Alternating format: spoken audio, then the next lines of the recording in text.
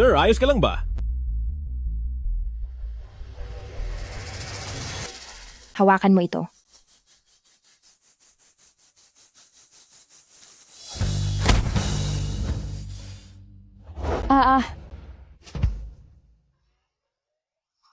Nahuli sila sa akto. Paano ka naging... Chu Xiao. Tama na. Chu Xiao, niloko mo pala ako. 2 taon na tayong magkasama. Paano mo ito nagawa sa akin? Sabi ng tama na. Xiao, yamang nalaman na rin naman, sabihin mo na sa kanya ang totoo. Ayaw ko nang may kahati sa iyo. Leche kang mapagpanggap. Kabit ka na nga. Bakit nagmamalinis ka pa? Bakit? Dahil ang gusto ko ay babae? Ayaw ko na sa isang tibo na tulad mo. Tingnan mo nga ang sarili mo. Mula ulo hanggang paa, may pagkababae ka ba? Hindi tulad ng aking hanhan, na napakalambing at pino. Kung hindi ka lang tanga at madaling utuin, sa tingin mo ba papatulan kita? Isa kang mabuhay na babae, walang papatol sa iyo. Chu Xiao. Sige, sa loob ng 2 taon na ito, ituturing ko na lang na itinapon ko sa aso ang lahat ng perang ginastos ko sa iyo. Sinasabi mong hindi ako babae? Anong gagawin mo? Mananakit ka ba? Akala mo ba hindi kita lalabanan dahil lalaki ako? Mamatay ka na, tarantado. Aray, tama na. Huwag mo na akong saktan. Hemp, walang hiya kang lalaki ka. Walang hiya ka.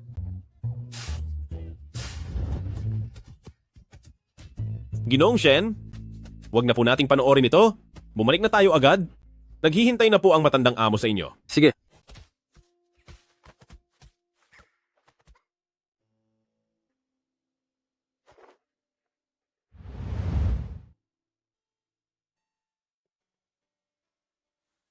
Sabihin mo nga, hindi na kaya magiging malapit sa akin si Xiao Zhou pagbalik niya? Masyado lang po kayong nag-aalala. Tradisyon na ng pamilya Shen na ang tagumpay ay nagmumula sa simpleng simula. Kaya ang susunod na tagapagmana ay ipinapadala sa probinsya upang doon mamuhay at makakauwi lamang kapag natapos na ang kanilang pag-aaral. Napakabait at masunurin ng senyorito noon pa man, kaya wag na po kayong mag-alala. Narito na po ang senyorito.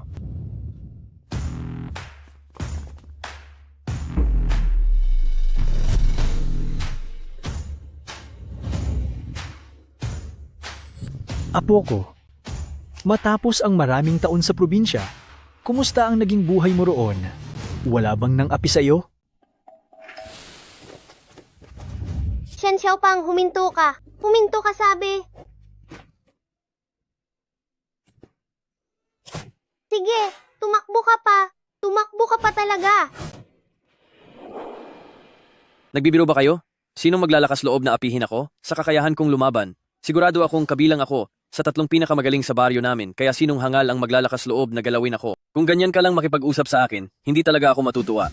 Saang probinsya ka ba? Ipinadala ng iyong ama? Doon lang sa may Hilagang Silangan. Ano? Sa Hilagang Silangan? Lagot na. Ang iyong ama na palpak ay kung bakit ipinadala ang paborito kong apo sa Hilagang Silangan. Ang susunod na presidente ng HAOD Group ay hindi man lang marunong magmandarin. Siguradong gagawan ito ng issue ng ating mga kalaban. Lolo, wag na kayong mag-alala. Sa galing ko sa trabaho, siguradong hindi ako papalya. Hindi pwede dahil ikaw ang mukha ng HAOD Group. Tulungan mo ako. Maghanap ka ng sekretarya para sa ating amo. Dapat ay mayroon siyang pinakamataas na sertipikasyon sa Mandarin.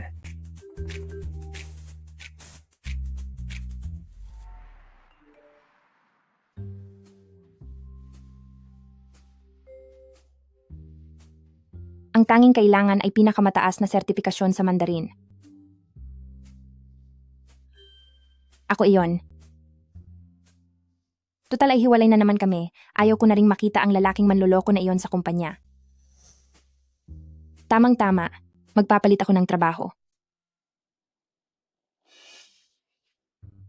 Ang isang Amazona na gaya mo ay gustong lumipat ng trabaho? Tingnan natin kung sinong bulag ang kukuha sa'yo. Nagsama tayo ng napakatagal pero nagawa mo pa rin akong bugbugin ng ganito. Kung hindi ka pa aalis, gagawin ko ring pasa ang isa mo pang mata para maging pantay sila. Hayop kang manloloko. Ikaw.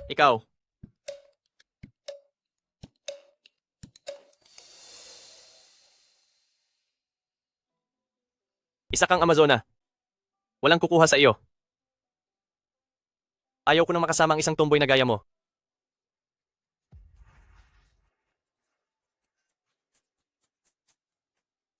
Tingnan mo ang sarili mo. Wala ka man lang bahid ng pagkababae.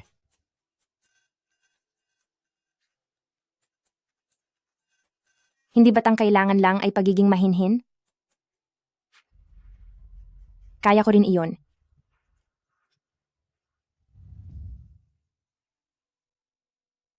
Sir, ito na ang huling aplikante, si Ruan Tang. Wow, ang gwapo niya. Ang mukhang ito at ang katawang ito.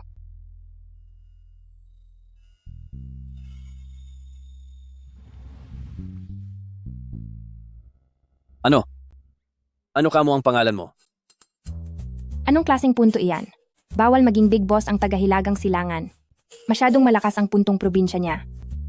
Opo, ako po si Ruan Tang. Ruan. Ikaw. Hindi ba't ikaw iyong nanghuli sa nanlalalaki kahapon? Sabi ko na nga ba't pamilyar ka? Siya pala ang babaeng nagnakaw ng unang halik ko. Tumigil ka. Shen Xiaopang, tumigil ka sabi eh. Ruantang, ikaw, bakit ba palagi mo na lang akong hinahabol at sinusuntok? 9 na taon na, hindi ka pa ba nagsasawa? Ikaw. Dahil gusto kita. Ano? Anong ano?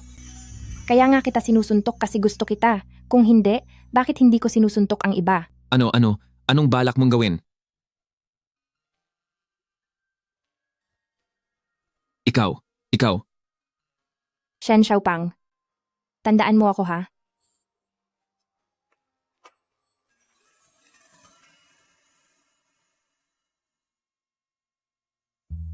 Pinapaalala ni Lolo na ang lalaki ay dapat may pananagutan at responsable. Hinalikan na niya ako. Shen Xiaopang, Kaya hindi naman siguro masamang makasama siya. Shen Xiaopang, Shen Xiaopang. Huy, yung kaklase mong si Ruan Tang na palaging nambubuli sa iyo, na-kick out na siya. Hindi mo na kailangang matakot sa kanya simula ngayon. Ano? Umalis siya? Ha? Ayos lang na niloko mo ang nararamdaman ko noon. Pero ngayon hindi mo pa rin ako nakikilala. Sige, napakahusay talaga.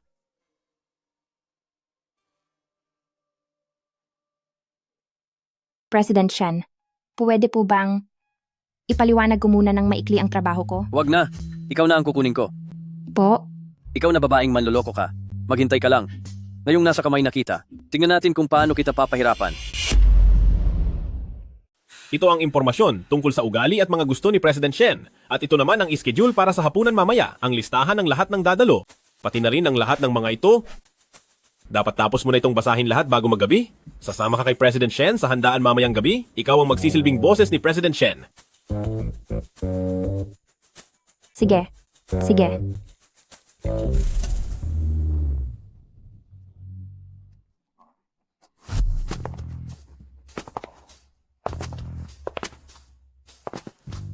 Aba, nandito na si President Shen. Si President Nandito na si Shen. President Shen.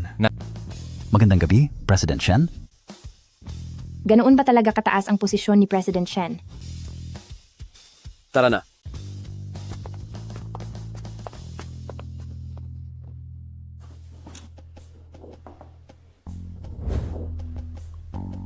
President Shen, kararating nyo pa lang, ay agad na kaming pumunta para makita kayo at sana ay bigyan nyo kami ng pagkakataon na makipagtulungan kapag pumasok na kayo sa Shen Group. Oo nga, tama yun. Masisira agad ang purma niya kapag nagsalita siya. Sige, Sinasabi ngang hindi masyadong nagsasalita ang mga eksperto. At totoo nga yun kay President Shen. Ang aming President Shen ay tahimik lang talaga, hindi siya masyadong palakibo. Kaya, huwag sana ninyong mamasamain mga boss.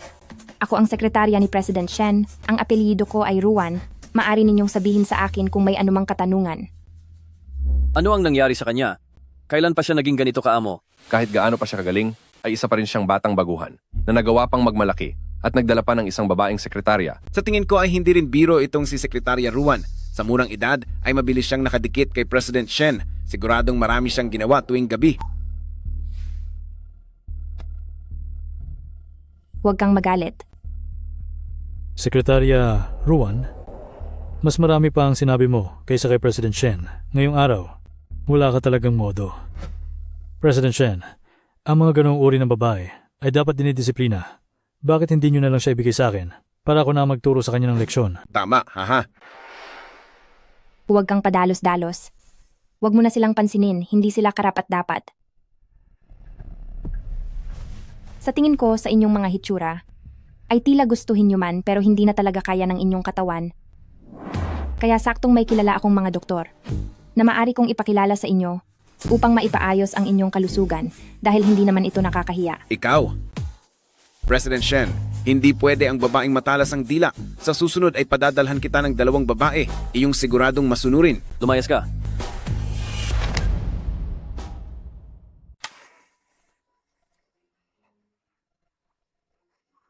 Lagot, naging reflex na. Ito ay dahil paulit-ulit na pinaalalahanan ni Assistant Pei na huwag hayaang magsalita si President Shen.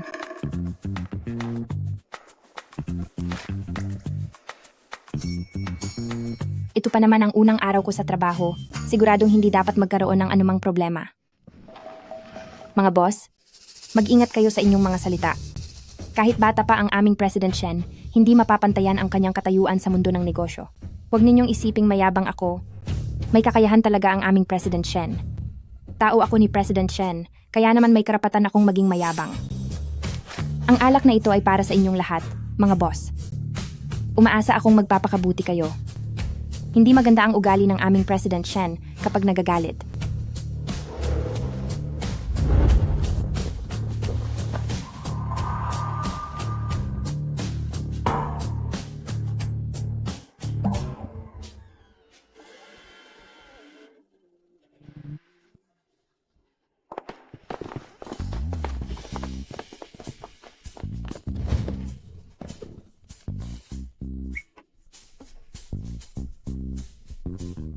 Sino ang mag-aakalang ganito kapala kahina? Isang baso lang pala ay bagsak ka na. Ikaw ba ang boss o ako ang boss? Pinapahatid mo pa ako pa uwi sa'yo. Anong ginagawa mo? Sinasabi ko sa'yo, huwag mong balaking halikan ako ng patago ah. Manloloko. Ang lakas ng loob mong lokohin ako. Hindi naman kita niloloko. Bakit mo ako sinasaktan? Sa tingin mo ba, gusto kita? Hindi ba ay dahil lang kamukha mo si Shen Xiaopang? Anong binubulong mo riyan? Hindi mo naman ako palihim na minumura, di ba? Ah, Xiaotang. Xiaotang. Anong binubulong-bulong mo? Anong nangyari sa iyo? Ayos ka lang ba?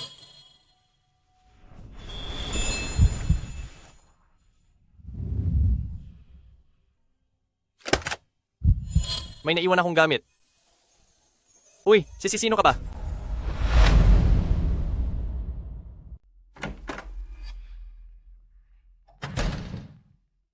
Nakalimutan ko ang mga gamit ko. Hoy, sino ka ba? Ako ay. Ruan Tang, kakabreak lang natin. Nag-uwi ka na agad ng ibang lalaki para matulog dito. Ang kapal ng mukha mo. Ganyan ka ba talaga kauhaw?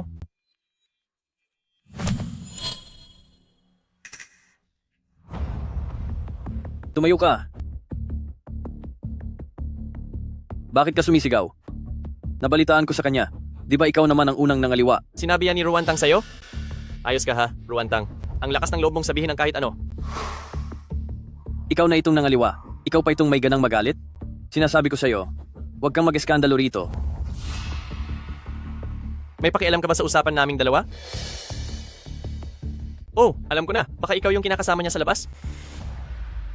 Oo, ako nga ang kabit niya. Anong gagawin mo? Ikaw? Ang laki-laki mong lalaki. Wala ka talagang hiya. Anong sinabi mo? Sinong walang hiya? Sinong walang hiya? Sinong walang hiya? Ikaw. Lumayas ka rito. Huwag mo nang ipakita ang pagmumukha mo sa akin. Hindi ka pa aalis? Ang babaeng to, ang pangit ng panlasa. Hindi pa nga kami nagkakarelasyon. Nauna na siyang makipag-date sa iba. Malandi.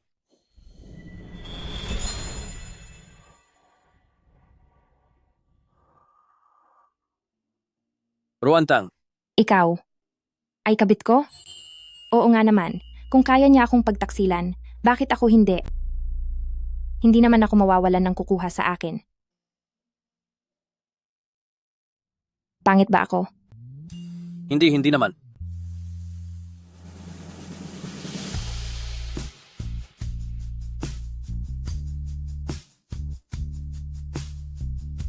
Ruruantang, huwag kang basta-basta gagawa ng kung ano-ano. Tumahimik ka na. Ano to? Ito ang makapal kong pantalon. Hoy, huwag mong hilahin. Ako na ang maghuhubad.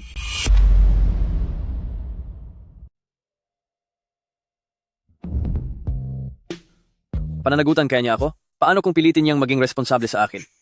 Hindi ko siya dapat payagan ng ganoon kadali. Siya kaya ang unang nanloko sa nararamdaman ko noon. Ikaw. Magandang umaga. Ikaw, wala ka ba talagang gustong sabihin sa akin? Gagalingan ko na ang pag-inom ng alak. Sisiguraduhin kong hindi na ako kailangang ihatid ni Sir Shen pa uwi. Yari na. Hindi, nakalimutan mo na?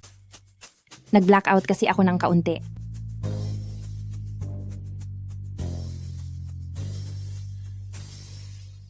Pinagsamantalahan ng iisang babae ng 2 beses.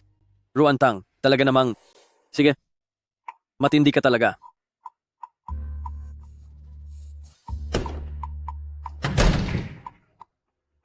Patay na talaga. Nakatabi ko palang matulog ang amo ko. Anong lasing-lasing ka dyan? Napagkamalan mo ang boss mo na si Chubby Shen, tapos may nangyari pa sa inyo? Pero kung magkukunwari akong walang alam pagkagising ko, hindi naman niya siguro mahahalata, di ba? Bakit ba iniisip mo pa rin si Chubby Shen? Ilang taon na ang nakalipas. Hindi mo kasi naiintindihan, siya ang dakilang pag-ibig ko. Ano bang alam mo, noong bata pa kami, para lang mapansin niya ako, araw-araw ko siyang inaasar. Kung hindi lang dahil sa naging problema ng pamilya. At sa paglipat namin dito sa Timog, baka nagkatuluyan na kami ni Chubby Shen. Hay, sa bagay. Babaeng manloloko. Niloloko mo na naman ang nararamdaman ko, Ruantang. Napakapanlin lang mong babae. Xiao Zhao. Lolo. Balita ko, nakakuha ka na ng sekretarya. Opo. Maraming bakanting kwarto dito sa mansyon. Paalahanan mo siya rito. Po. Anong po ka dyan? Sa makalawa na ang selebrasyon ng Shen Group, formal ka nang magpapakita sa publiko. Dapat kang matuto ng maayos na pananalita sa sekretarya mo. Isama mo siya rito sa tabi mo dahil sa araw-araw na pagsasama at sa impluensya nito sa'yo, may tutuwid din ang punto mo sa pagsasalita. Magkasama kaming titira? Xiao Ruan, kaya pakiusap, manuluyan ka muna rito ng pansamantala. Ayos lang, samahan mo lang siyang makipag-usap ng mas madalas at tulungan mo siyang ayusin ang punto niya. Lolo, wala naman akong punto ah.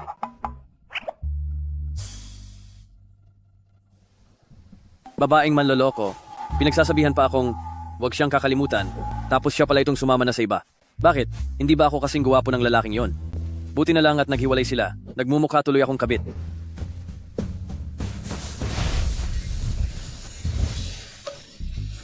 Shen Yanzhao, baliw ka ba? Pasensya na.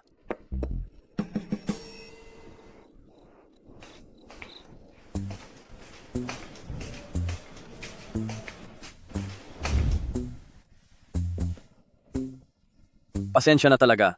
Nakalimutan ko kasing may kasama na pala ako rito sa bahay. Sandali lang. Ako kaya ang boss dito. Alamin mo kung nasaan ang lulugaran mo. P. President Shen.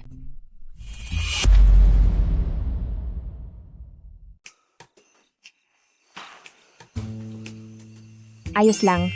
Hindi mo na kailangang mag-sorry sa akin ng ganyan. Sino ang humingi ng tawad sa'yo? Masyadong madulas ang sahig, nadulas lang ako. Sige na, magpahinga ka na ng maaga. Sandali lang. Doon sa lamesa ng alak, nandun ang listahan ng mga bisita. Ito ang unang beses na formal akong haharap. Tingnan mong mabuti. Opo. Dahil sa bugbog noong bata pa ako, naging muscle memory na ito.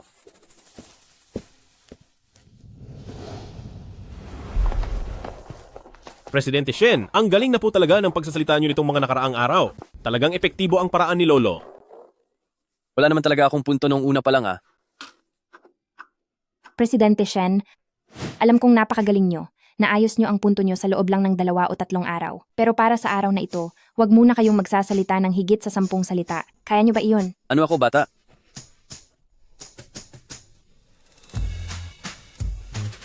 Sige na, naintindihan ko na.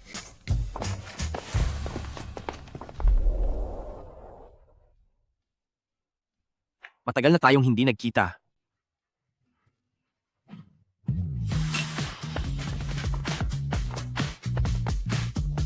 Sino ito? Nakita mo na ba siya? Hindi ko siya kilala. Ruantang. Ang malas naman ng araw na to. Bakit sa party na to? Kung sino-sino na lang ang nakakapasok. Miss Zhao, kilala niyo ba ang dalawang ito? Bakit parang hindi ko pa sila nakita kailanman? Siyempre, kilala ko sila. Isang tibo at isang kabit. Kayong dalawang manloloko? Paano ba kayo nakapasok dito? Mukhang hindi sapat ang pagkakabugbog ko sa'yo noong mahuli kita sa kama, kaya nakukuha mo pang magyabang sa harap ko. Ikaw, ano bang pinagsasabi mo? Ang totoo, ako ang unang nakipaghiwalay sa'yo. Pshe. Ruantang, para kang patay kung kumilos sa kama. Sinong lalaki ang magkakagusto sa'yo? Ikaw, kilala mo ba kung sino ako? Ang lakas ng loob mong saktan ng lalaki ko.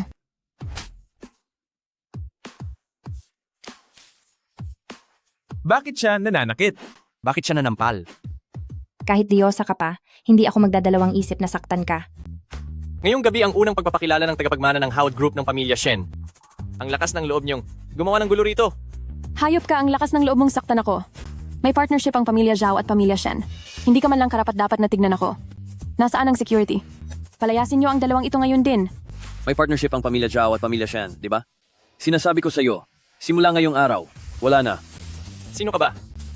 Si Shen Yanzhou. Shen Yanzhou? Shen Yanzhou? Ikaw yung mahirap na Shen Yanzhou na may lihim na pagtingin sa akin noong college? Ano? Hi. Hindi mo ba talaga inilabas ang pangalan mo sa publiko? Iyon ba ang importante? Ang punto rito ay kailan ko ba siya naging lihim na pag-ibig? Naalala ko na. Si Miss Zhao ang pinakamagandang babae sa Qingteng University. Balita ko may lalaking patay na patay kay Miss Zhao noon. At tuwing nagtatapon si Miss Zhao ng bote, ay pinupulot iyon ng lalaki sa likuran niya. Aba, alam ko na. Hanggang ngayon ay nasa forum pa rin ng eskwelahan ng post na iyon. Tama. Iyon nga yun. Mahirap lang ako noong kolehiyo at hindi naman nagbibigay ng pera ang pamilya ko. Kaya dapat ay mamulot ng mga bote at lata para kumita ng pera, hindi ba? Isang big-time na CEO na namumulot ng basura para may panggastos, sino ang maniniwala riyan kapag ikinuwento? Pagkatapos ng lahat, isa ka lang palang mabahong basurero. Ikaw lang, sa tingin mo ba ay karapat-dapat kang magkagusto sa aming sihanhan? Matagal siyang nakaabang sa tabi ng basurahan sa tapat ng dorm namin noon, kaya hindi tuloy ako makababa. Nakakadiri talaga. Hindi ka ba natatakot na mangamoy ang aming sihanhan sa baho mo? Ikaw? Anong tinitingin-tingin mo riyan? Ako ang panganay na anak ng pamilya Zhao at may kasunduan pa kaming kooperasyon sa Shen Group. Kapag tumingin ka pa, dudukutin ko ang mga mata mo. Kayong dalawa, ang isa ay palengkera, ang isa naman ay kabit. Bagay na bagay talaga kayo. Lumayas na kayo rito agad, huwag nyo nang dunggisan ang lugar na ito. Pinapalayas mo ako? Sino ka ba sa akala mo? May posisyon ka ba rito? Gusto mo bang mabangkarote ang pamilya Zhao? Talagang wala na kayong takot mamatay. Siya ang galing sa pamilya Shen. Hindi ko na ito matitiis. Ako. Ruantang, hoy, huwag. Ako. Naku, may nananakit. Tumigil ka.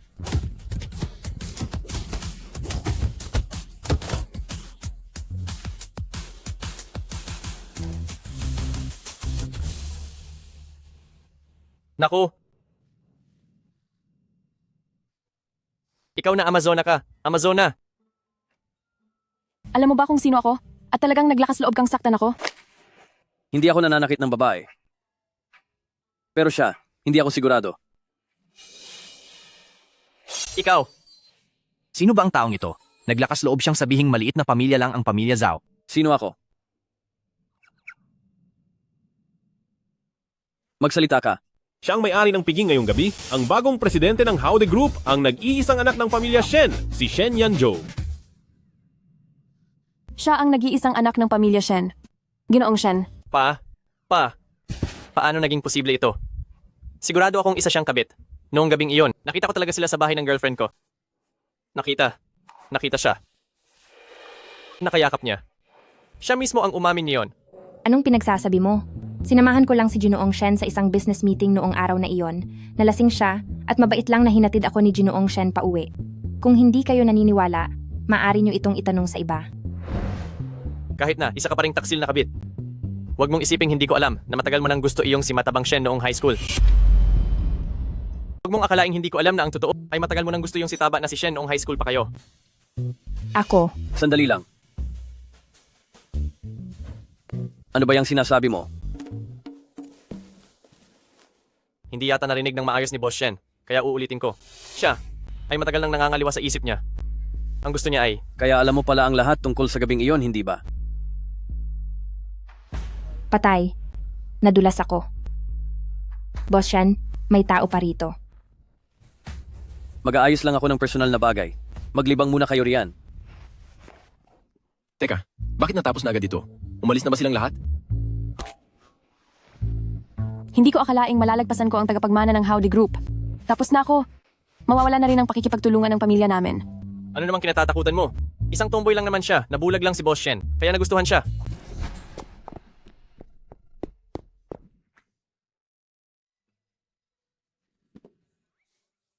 Kaya alam mo pala ang lahat tungkol sa gabing iyon, hindi ba? Alam mo kung sino ako, pero ayaw mo lang managot. Naalala ko naman talaga. Eh bakit mo ako niloko noong gabing iyon?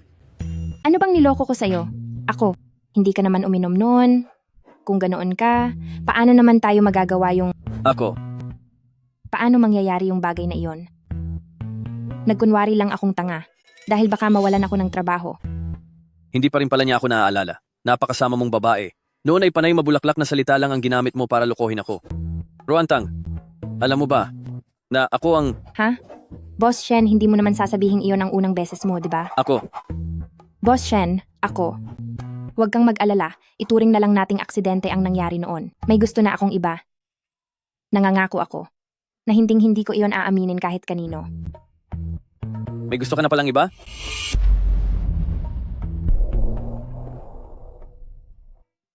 Ang unang pag-ibig ko ay si Shen Xiaopang. Kahit maraming taon na kaming hindi nagkikita pero mahal ko talaga siya. Oo. Matagal ko na siyang gusto. Simula noong bata pa kami. Gusto ko na siya. President Shen, kung wala na po kayong kailangan ay mauuna na ako. Kung may gusto ka na palang iba, bakit ka pa nakikipaglandian? Bakit mo ako hinalikan? Halika, sabihin mo sa akin kung sino ang gusto mo. Pakikinggan ko.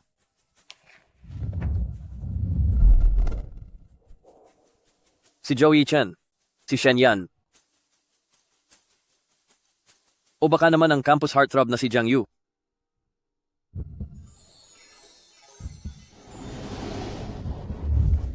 Paano mo nalaman?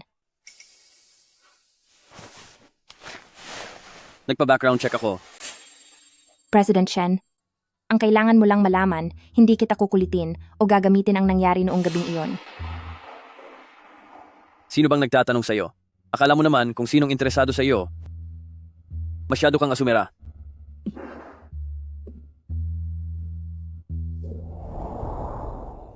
Siguro naman, hindi siya galit, di ba? Isang malaking lalaki. Kahit pa first time niya iyon. Hindi naman dapat siya ganoon kagalit, hindi ba? Hindi naman siya ang dehado. Isa pa, sinong gumagawa ng background check hanggang high school? Sadyang baliw lang ba si Shen Yanzhou? Matagal na tayong hindi nakikita simula noong graduation. Balita ko ay nandito ang lahat sa lungsod A. Kaya ngayong linggo ay gusto kong magdaos ng isang alumni reunion. Sana ay makapunta kayong lahat. Alumni reunion? Siya kaya? Pupunta kaya siya?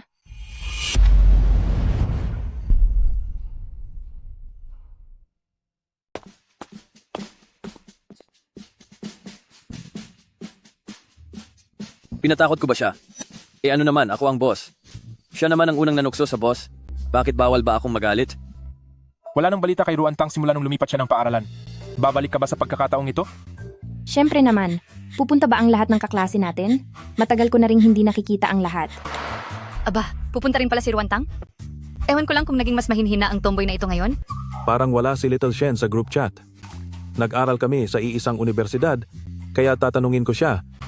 Sige, bihira lang tayong magkasama-sama lahat, kaya dapat pumunta ang lahat ng makakarating. Ako kaya ang boss. Matapos mo akong pakinabangan sa party, ay hinayaan mo lang akong umuwing mag-isa. Sige Karuantang, kung hindi kita tuturuan ng leksyon ngayon, ay hindi mo malalaman kung gaano kalupit ang mundo. May kailangan po ba kayo, President Shen? Ano kasi? Hindi pa tapos ang trabaho. Galingan mo ang pagtatrabaho. Hindi ko pa pala nababago ang puntada ng pananalita ko. Ano po iyon?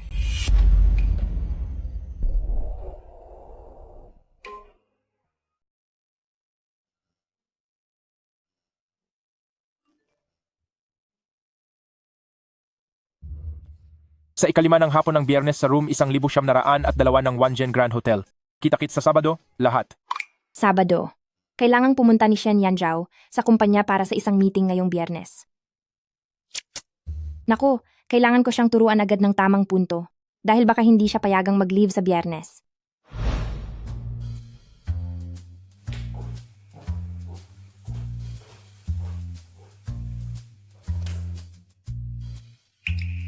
Bakit? Hindi ka pa ba kumakain? Anong kakain? Presidente Shen, hindi ba't sinabi niyo kahapon na dapat kong tandaan ang trabaho ko? Kaya maaga pa lang ay nakatutok na ako sa trabaho. Sandali lang.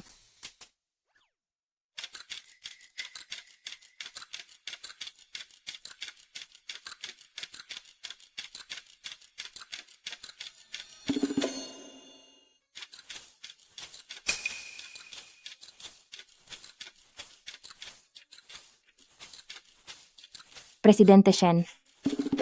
Mali. Estudante Shen, ituturo ko na sa iyo ang mga batayang Mandarin. Sana ay mag-aral ka ng mabuti. Ngayon ay babasahin ko ito ng isang beses at ulitin mo ang sasabihin ko. Ano sa tingin mo sa akin, bata? Alam ko ito. At wala naman akong punto. O sige, basahin mo nga. 1, 2, 3, 4, 5, 6, 7, 8, 9. Ngayon naman, sa dulo ng bawat numero, dagdagan mo ng salitang isang at basahin mo itong muli. 1, 2, 3, 4 na, 5. 6 na, 7, 8, 9 na. Sinasabi mo pang wala kang punto. Estudante Shen, kailangan mong mag-aral ng seryoso. Huwag mong sayangin ang oras ng guro mo. Bakit? Nagmamadali ka bang umalis? Siyempre, kung hindi ka mag-aaral ng mabuti, paano ako makakaalis? Aalis ka na.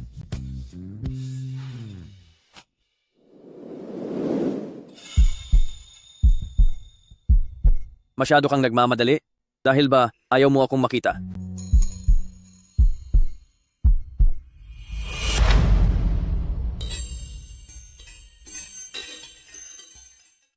Nagmamadali kang umalis? Mukhang ayaw mo akong makita. May gagawin kasi ako sa susunod na mga araw. Anong meron? Sa Biyernes ng hapon, may alumni homecoming sa high school namin. Gusto ko sanang mag-leave sa araw na iyon.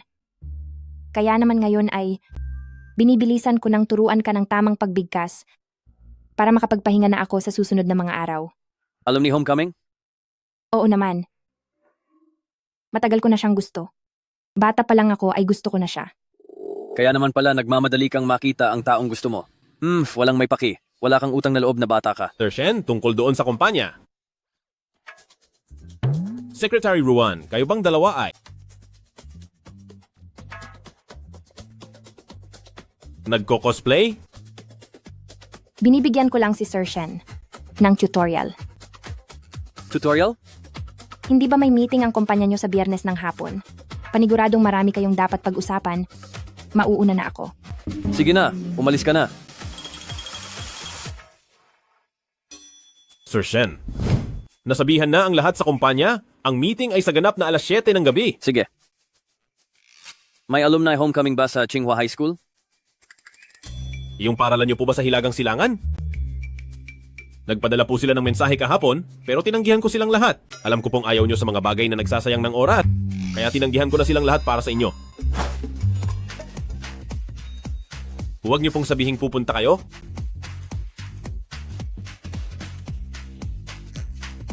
Pupunta ako.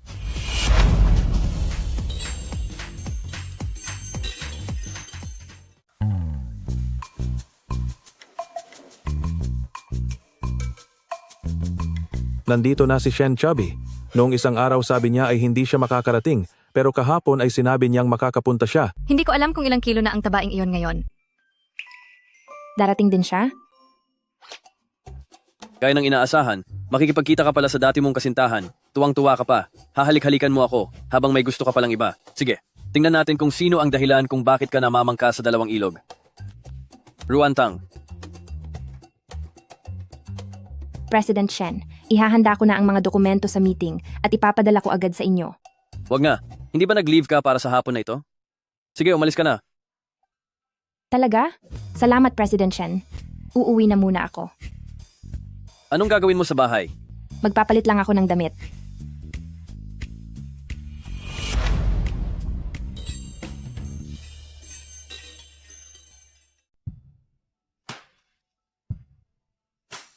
Jiang, mas lalo kayatang gumagwapo ngayon. Balita ko, ay sobrang yaman din ng pamilya mo. Gumagawa lang ng maliit na negosyo ang tatay ko. Malapit na sigurong dumating si Ruan. Bakit mo pa siya pinapansin? Noong bata pa ay isa na siyang Amazona, ngayong malaki na siya, ay lalo lang siyang naging basag ulero.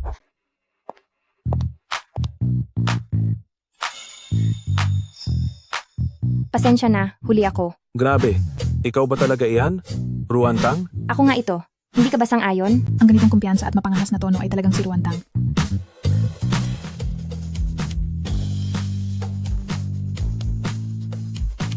Salamat.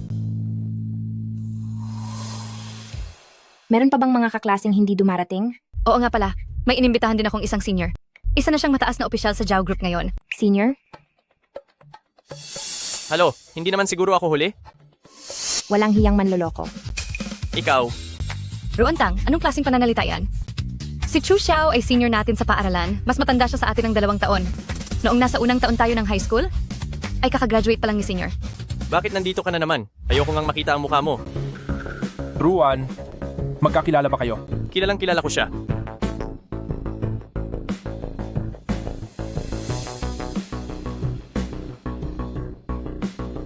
Napakahusay talaga nitong si Ruan. Hindi lang siya kumakapit sa mayamang amo, ginagawa pa siyang kabit. At dahil sa galit sa pag-ibig, ay nagawa pa niya akong saktan. Tingnan niyo ang sugat sa noo ko. Siya ang may gawa nito. Pati na rin dito sa braso ko. Tingnan niyo, tingnan niyo.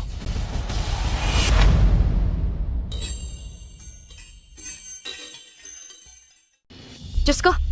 Ruantang, bakit kanya binugbog ng ganyan? Ruantang, bakit hanggang ngayon ay napaka-violente mo pa rin? Ang kamao ko ay para lang sa mga lalaking manloloko. Ikaw? At dahil sa galit na nagmula sa pag-ibig, gusto mo bang tumingin sa salamin? Tingnan mo iyang pagmumukha mo. Noong naging tayo, nabulag lang talaga ako. Ikaw ang unang nangaliwa. Kaya sino pa ba ang dapat kong saktan kundi ikaw? Siya ba ang ex mo? Siya? Hindi siya maituturing na ex. Isa lang siyang masamang record. Bakit hindi mo tingnan ang sarili mong pagkakamali? Ikaw? Para kang isang brusko na babae. Sinong lalaki ba ang makakatagal sa'yo? Ako. Kung hindi mo kaya, mamatay ka na lang. Ikaw na nga itong nangaliwa, ikaw pa ang may ganang magreklamo. Dahil lang lalaki ka, akala mo ay kung sino ka na. Ruantang, bilang isang babae, bakit ka nagsasalita ng ganyang kabastos? Sa tingin ko ay hindi na siya magbabago. Sadyang napakabastos niya na simula pa noong bata. Buti nga sa'yo na nangaliwa ang boyfriend mo. Sa palagay ko, wala nang magkakagusto sa'yo habang buhay. Sinong nagsabi? Ruantang? Maraming nagpapahalaga sa kanya.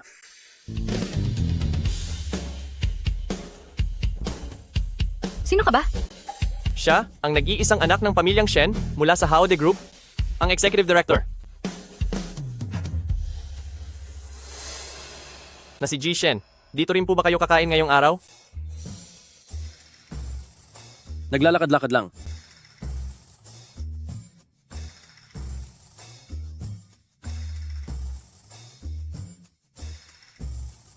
Ito si Jiang Yu. Tila may magandang pinagmula ng pamilya niya. At gwapo rin naman siya. Hindi kaya siya ang gusto ni Ruantang? Hindi. Si Chu Xiao ay galing din sa paaralan natin. At naging magkasintahan din ni Ruantang at Chu Xiao. Hindi kaya si Chu Xiao iyon. Kahit na malinaw na nangaliwa ito, hindi pa rin siya makalimot. Sige lang, ituloy niyo lang ang pag-aaway. Pag-usapan niyo kung ano man iyan, makikinig ako. President Shen, nakita niyo naman po kanina na si Ruantang ay talagang isang napakabagsik na babae. Palaaway na talaga siya simula pagkabata. Pinagtatrabaho niyo siya sa kumpanya niyo. Kaya dapat talaga kayong mag-ingat. Oo nga, hinabol ni Ruantang ang isang matabang bata mula noong junior high hanggang senior high school dahil may pagkamarahas talaga siya. Tingin ko kaya hindi naglakas loob na pumunta si Shen Xiaopang ay dahil takot siya sa iyo, di ba? Shu Yunzhao, hindi ba't ikaw ang nakikipag-ugnayan kay Shen Xiaopang? Tawagan mo na siya agad para makita ni President Shen ang totoong ugali ng palaaway na babaeng ito.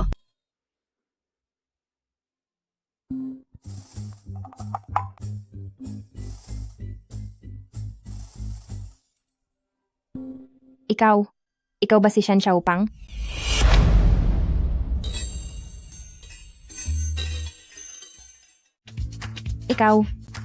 Ikaw ba si Shen Xiaopang?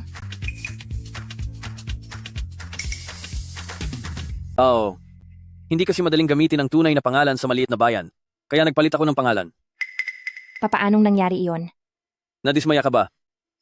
O sadyang ayaw mo lang talaga akong pumunta rito? Mr. Shen, nagkakamali po kayo. Siguradong hindi iyon ang ibig sabihin ni Ruantang. Sapat na. Kailangan ko pa bang marinig mula sa iyo kung ano ang ibig niyang sabihin? Si Shen Yanzhao pala si Shen Xiaopang. Ano ba ang mga ginawa ko sa kanya noon? Yari na ako talaga. Aalis na agad ang pangarap ko kahit hindi pa siya nakakabalik ng maayos. May gagawin pa ako kaya mauuna na ako. Mr. Shen, Mr. Shen, Mr. Shen! Tapos na. Lahat ay wala na. Ang bagong executive director ng Shen Group ay si Shen Xiaopang pala sa paraan ng pagbugbog sa kanya ni Ruantang noon. Hindi kaya siya maghiganti ngayon? Ayos lang yan. Kaklase natin si Ruantang. Kaya aalagaan ko na lang siya. Tumigil ka. Mr. Shen, Hindi ba't pumunta ka rito para makita ang taong gusto mo? Nasa loob pa ang taong iyon. Bakit ka aalis na? ako, Ang pangit talaga ng panlasa mo. Na magustuhan ng isang tulad ni Chu Xiao. hindi si Chu Xiao. Kung ganoon, sino? Si Jiang Yu ba? Hindi. Magsalita ka. Sino siya?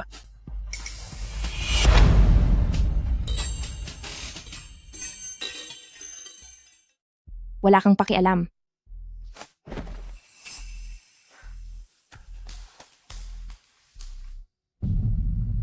Noong bata pa tayo sinabi mong gusto mo ako. Ngayon ba ay ganoon na lang ang pag-ayaw mo sa akin?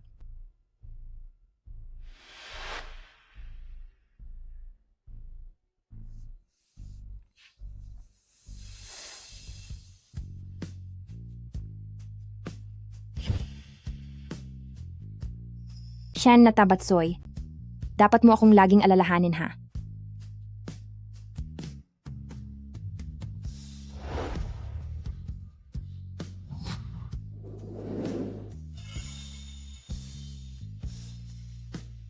May gusto na akong ibang tao.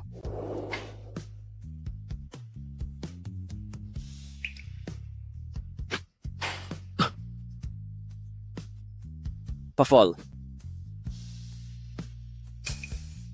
Baliw siguro siya. Nagpunta pa sa bar na may kasama pang mga bodyguard. Totoo ba? Sigurado ka bang gusto mong gawin ito? Ano bang kinakatakot mo? Huwag kang mag-iwan ng panghihinayang. Naintindihan mo? Linawin mo na sa kanya. Ang pinakamalala lang naman ay matanggihan ka kahit man lang malaman niya.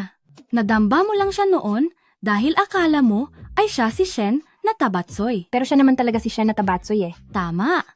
Kaya hindi niya iisiping bastos ka, baka isipin pa niyang tapat ka sa kanya. At baka magkatuluyan pa kayong dalawa. Ruantang, huwag mo na itong palampasin muli. Oo, tama ang sinabi mo. Minsan na itong dumaan, kaya hindi ko na ito hahayaang mawala pa.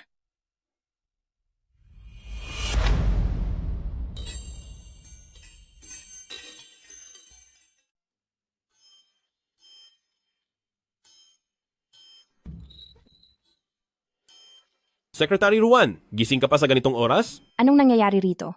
Noong nakaraan, parang kawawang lalaki kung magreklamo si President Shen dahil sa pilitan mo raw siyang hinalikan, Secretary Ruan. Mukhang sila. Ruantang, nandito ka na pala. Bakit ka tumatango? Sumagot ka sa tinatanong ko. Ipinapaubaya ko na sa iyo si President Shen. Hoy, huwag kang umalis. Manloloko. Tuturuan talaga kita ng leksyon.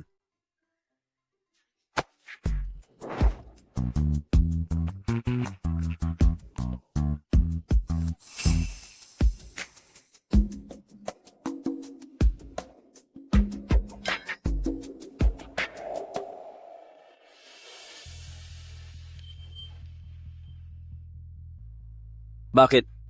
Ano bang nagawa kong mali? Hindi mo ba ako gusto? Gusto kita, hindi kita kinamumuhian. Hindi mo. Hindi mo pala ako ayaw. Hindi talaga.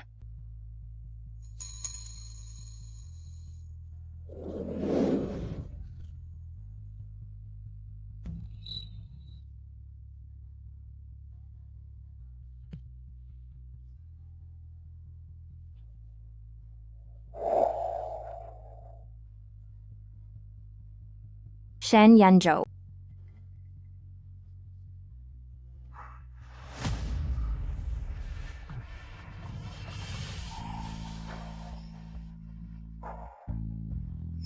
Shen Yanzhou. Ang taong matagal ko nang lihim na minamahal ay si Shen Xiaopang. Gusto kong ibigay sa iyo ang buong mundo.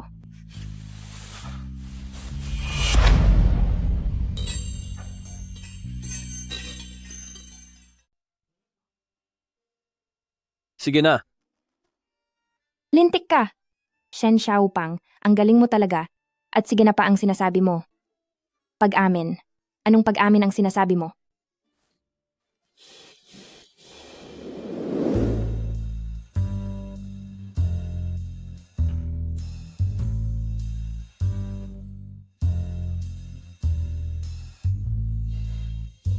Senyorito, uminom po kayo ng gatas para gumaan ang sakit ng ulo niyo dahil sa hangover.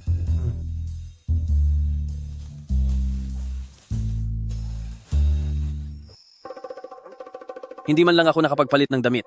Siguradong lasing na lasing ako. Sekretarya Ruan, maaari ka nang bumalik sa trabaho.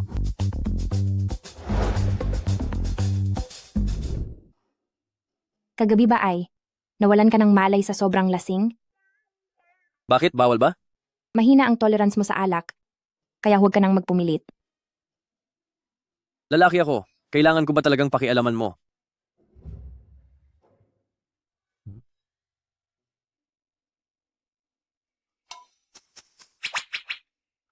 Hindi ganoon ang nangyari. Itong ano ko. Hindi lang ito nahugasan ng maayos. Hindi. Si Paige yan ang may gawa nito. May nililigawan siya kamakailan, kaya sinusubukan niya ang kulay para sa kinalolokohan niya. Sa katawan mo pa talaga sinubukan? Oo nga. Basta sigurado akong hindi babae ang may gawa nito. Wala ngang kahit isang babaeng lumalapit sa akin.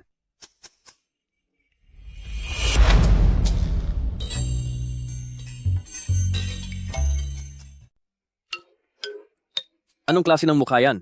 Ano bang ibig mong sabihin? Wala naman ah. Teka, hindi tama to. Ako ang boss niya. Bakit kailangan ko pang magpaliwanag sa kanya? Hindi naman niya ako gusto.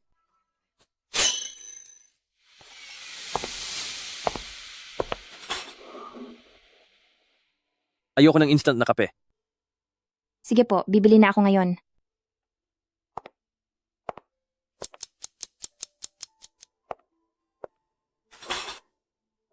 Ang iniinom ko lang ay yung bagong giling. Sige po, Sir Shen.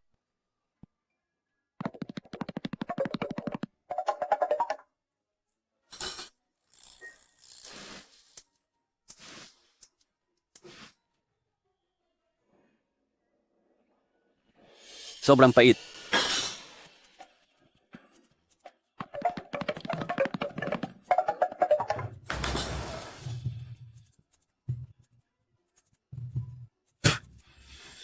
Masyadong matamis.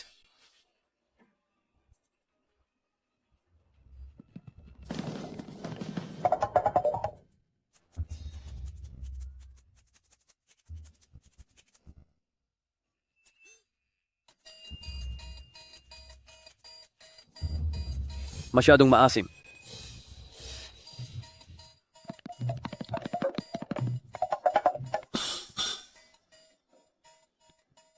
Kanino ka nagagalit? Marumi to. Hindi mo ba nakikita? Palitan mo.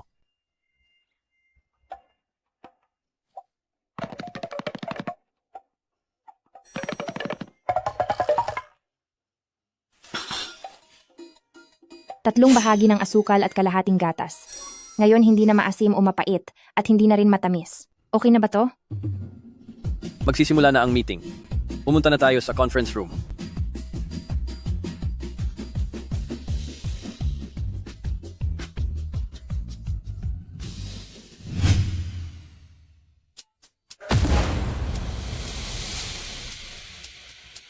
Sir Shen, oras na para magkape.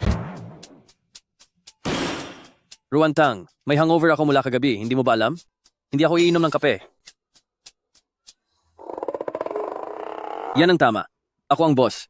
Bakit naman ako matatakot sa kanya? Shen Yanzhao.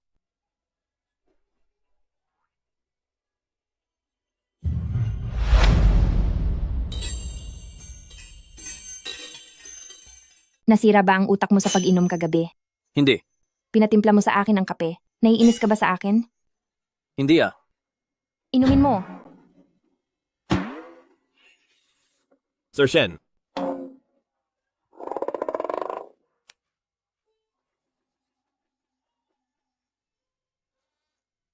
Hindi ko na kayo gagambalahin sa meeting nyo.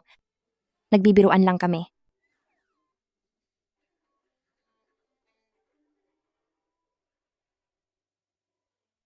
Anong tinitingin-tingin nyo? Nakatayo kayo diyan na parang mga poste. Mag-meeting na. Sinigawan niya ako sa harap ng maraming tao. Ako ba ang boss o siya? Humanda siya sa akin. Tuturuan ko talaga siya ng leksyon ngayon. siguradong magiging under sa asawa si Sir Shen kahit na nagmamatigas siya.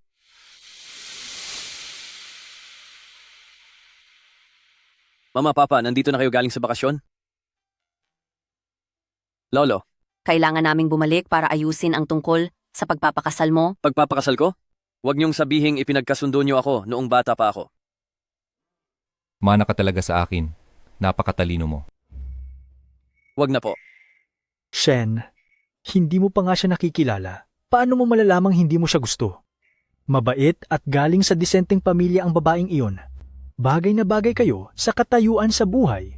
Gustong-gusto namin siya ng mga magulang mo, kaya hindi mo matatanggihan ang kasunduang ito. Lolo naman. Mayroon pala siyang kasunduan sa kasal. Sa bagay, sa klase ng pamilya niya, hindi naman katakataka iyon.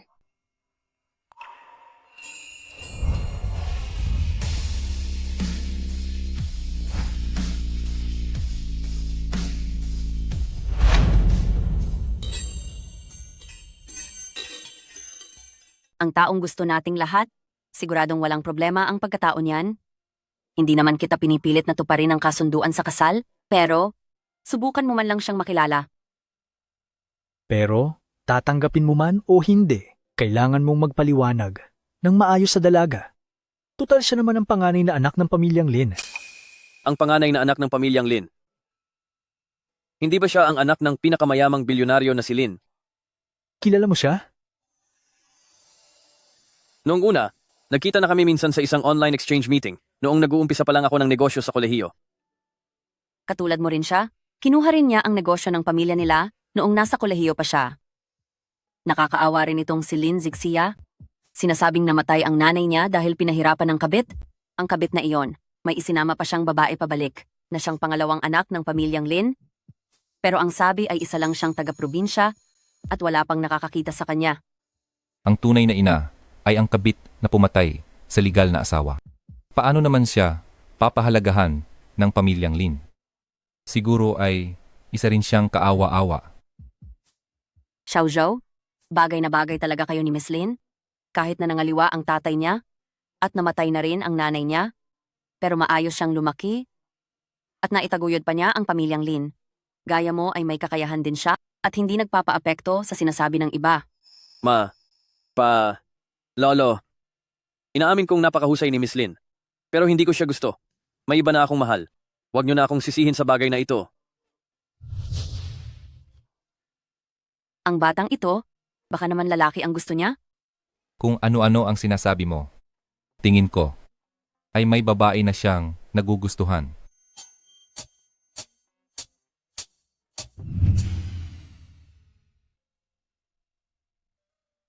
Papayag kaya siya? Hindi naman niya ako gusto.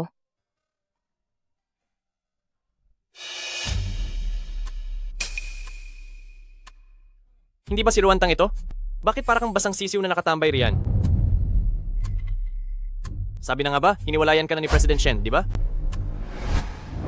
Sabi ko na nga ba, alam ko naman na ang isang malaking boss na katulad ni President Shen ay magkakagusto sa iyo.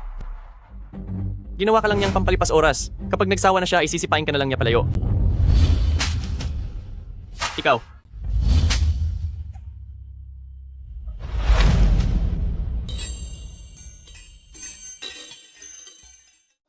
Anong tinitingin-tingin mo dyan? Wala talagang magandang lumalabas sa bibig mo. Akala mo ba lahat ng tao ay katulad mo? Sa susunod ay umiwas ka na sa akin dahil kung hindi, ay bubugbugin kita sa tuwing makikita kita. Siguradong tinamaan ka kaya ka nagagalit. Napakabungangera mo talaga.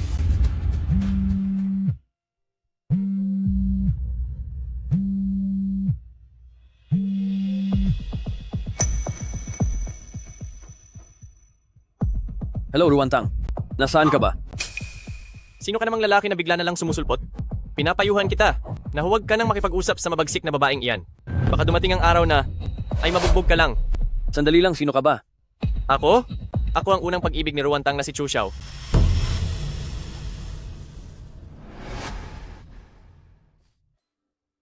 Napakabungangera mo talaga. Si Chu Xiao na naman. Isang lalaking palamunin. Ganyan mo ba siya kagusto?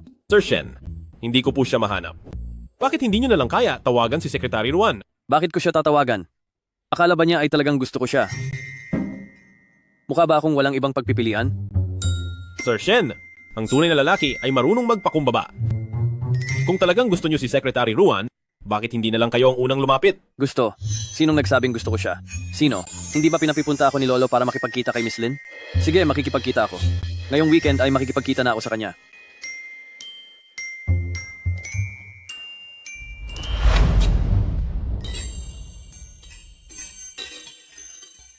Tapos na po ang lahat ng proyekto para sa quarter na ito. Pinoproseso na po ang mga kontrata ngayon.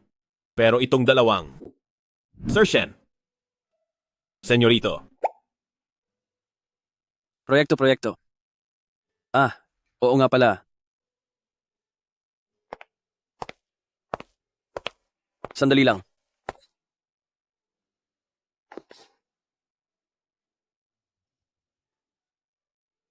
Akalain mo nga namang bumalik ka pa. Bakit parang amoy nagtatampong asawa kayo riyan, Sir Shen? Gabi na at oras na ito ng pahinga. Kaya kung saan man ako pumunta, ay wala na kayong pakialam doon, Sir Shen. Mula bukas, dapat 20 oras kang naka-standby para sa akin. Baka kailanganin ko ang serbisyo mo anumang oras. Dahil sa totoo lang, may date ako ngayong darating na weekend. Babae ang mas nakakaalam sa kapwa babae. Kaya tulungan mo akong pumili ng maisusuot ko. Ang taas naman ng tingin nyo sa sarili nyo, Sir Shen. Kailangan nyo pa ba talagang mag-ayos? Kung ganoon, binabati ko na kayo, Sir Shen. Sana ay maging matagumpay ang date nyo. At magkaanak na kayo agad.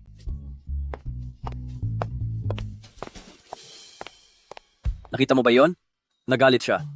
Naku naman, Sir Shen. Bakit parang tuwang-tuwa pa kayo ngayong ginalit niyo siya?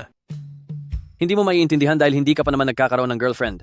Ikaw ang walang alam. Ganito dapat ang ginagawa. Naku naman, Sir Shen. Tingin ko ay hindi pa rin kayo nakakaranas makipag-date, no? Hindi ganyan ang tamang paraan ng panliligaw sa babae. Isa pa, sadyang mainitin ang ulo ni Secretary Ruan. Kaya kung talagang ginalit niyo siya, baka dumating ang araw na hindi na kayo niyan kausapin. Bro, makinig ka sa sasabihin ko sa'yo. Dito sa lugar natin, ganito talaga ang paraan ng paggawa niyan. Tapos na ang trabaho mo, kaya makakauwi ka na. Opo, sige po.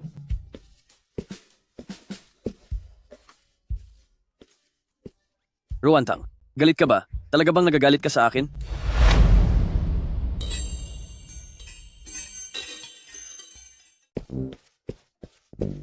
Ruantang.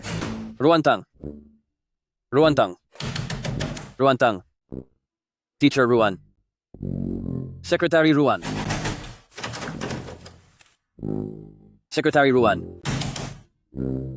Lagot.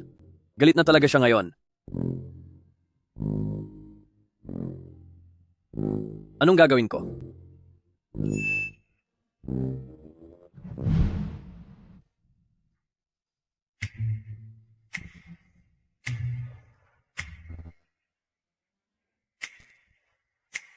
Buti na lang pangalawang palapag lang ito.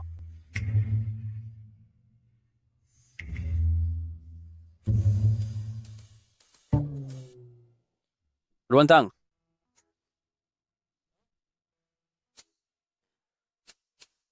Ruantang, galit ka ba? Hindi ko sinasadyang sabihin ang mga iyon. Shen Yanzhou, manyak ka ba? Ha? Ako.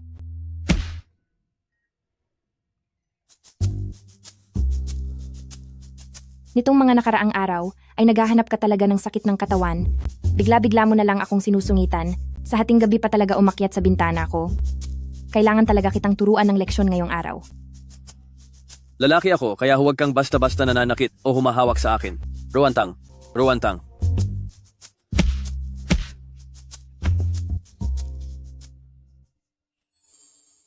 Nakipag-date ako para makipagkita sa iba. Gusto ko lang sabihin sa iyo na hindi naman sa walang nagkakagusto sa akin. Bakit naman?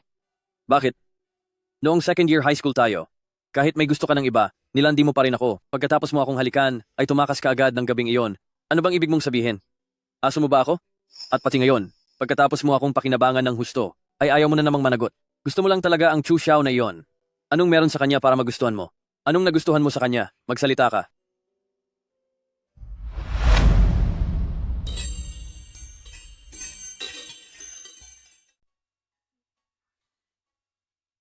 Hayaan mo na.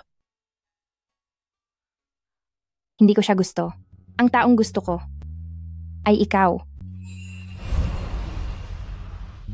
Sinasabi ko na ang tungkol sa taong matagal ko nang gusto ay ikaw talaga.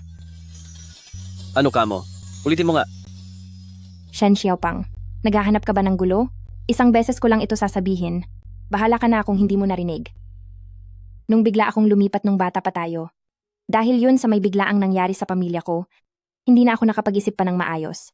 At nung nalasing ako, napagkamalan din kitang si Shen Xiaopang, kaya naman, sino bang mag-aakalang iisang tao lang pala kayo? Sa totoo lang, hindi na yun mahalaga ngayon. May kasunduan ka na sa kasal, at makikipag-date ka pa. Ano pang silbi ng pagsasabi ko nito?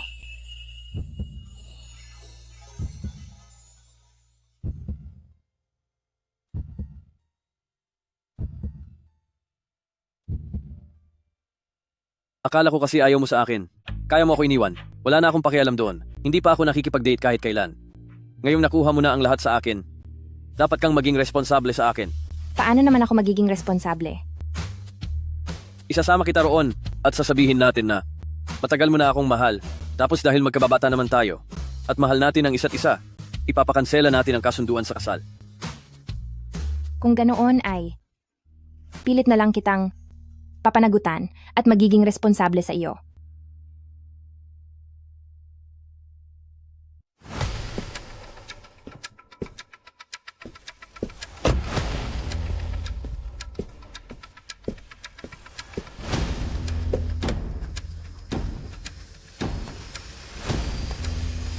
Tara na. Hindi ba't sapat na ang magkita lang? Bakit kailangan pang pumunta sa isang piging? Mahilig kasi si Mama sa mga party at ganitong pagtitipon. Sabi niya masaya raw kapag maingay. Sa tingin ko naman, gusto lang niyang makita ang mga paborito niyang kumare. Huwag kang mag-alala, sa pagkakataong ito ay papanig talaga ako sa iyo. At kailangan mo ring pumanig sa akin. Sige.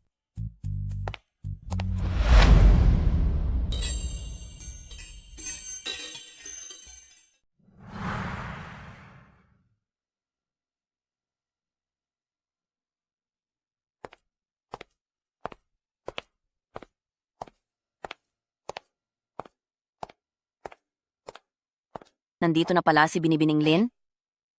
Tita, dahil nakatatanda po kayo sa akin, tawagin niyo na lang po akong Jiksha. Napakaganda talaga ni Binibining Lin. Tingin ko ay bagay na bagay kayo ng inyong Senyorito Shen. Matagal ko na rin pong hinahangaan si Senyorito Shen.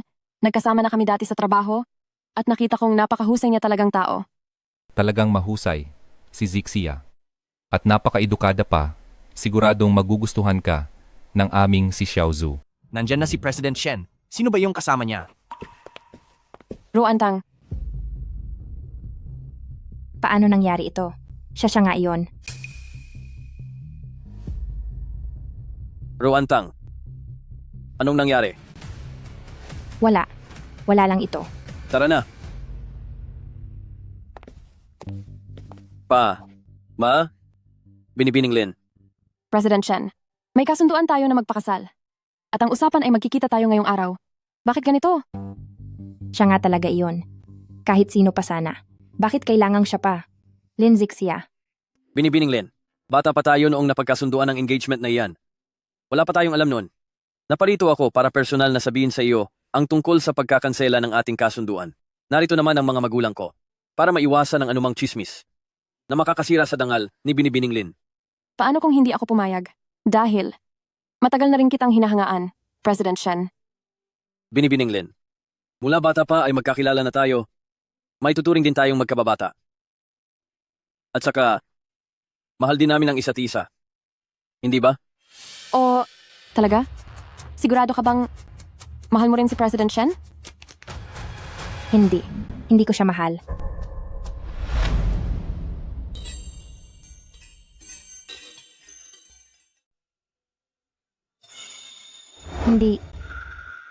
Hindi ko siya gusto. Ruantang, ikaw, ay itataboy mo na naman ako. Bakit ba? Pasensya na, Ginoong Shen. Nag-away ba kayo? Ayos lang iyon? Sa pamilya natin ang tungkol sa damdamin ay hinahayaan ang mga bata na sila ang magdesisyon. Ruantang, Magsalita ka! Lin Ruantang, aking mahal na ate. ano ka mo? Kapatid mo siya? Aba, siya ang anak ng kabit na yon. Ang pumatay sa nanay ni Binibining Lin. Grabe naman! Hindi ko talaga alam kung paano niya napaibig si Ginoong Shen. Sa tingin ko, ay naloko lang si Ginoong Shen ng babaeng iyan. Dahil ang anak ng kabit ay kabit din. Oo nga, siya ang anak ng kabit na pumatay sa mama ko. Ang anak sa labas ng pamilya Lin. Si Lin Ruantang, sinira ng nanay mo ang pamilya ko. Hinayaan na kitang bumalik sa pamilya Lin kahit sa lahat ng nangyari. Ngayon, sisirain mo pa ba ang engagement ko? Baka, dapat pakinggan muna natin ang sasabihin ng batang ito. Xiao Zhu, ano ba talaga ang nangyayari sa inyong dalawa? Talagang, Pasensya na, wala akong balak na agawin siya sa iyo. At pasensya na rin, Ginoong Shen. Hindi ko. Ruantang, subukan mong ulitin yan.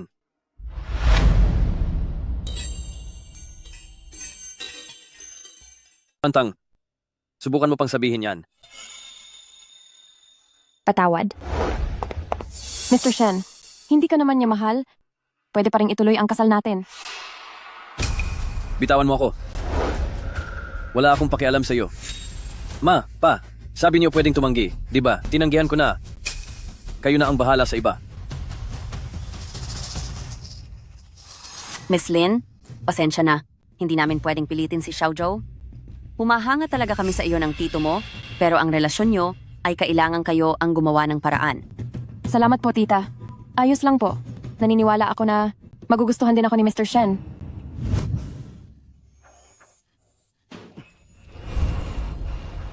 Ruantang, Paano? Paano ka nakapasok? dumaan ako sa bintana. Nasa second floor lang naman ang bahay niyo. Patawad. Patawad. Bakit ka humihingi ng tawad? Teka. Ruantang, huwag ka nang umiyak.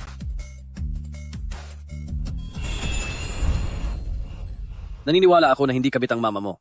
Kung kabit siya, paano kanya mapapalaking ganito kaganda? At katalino?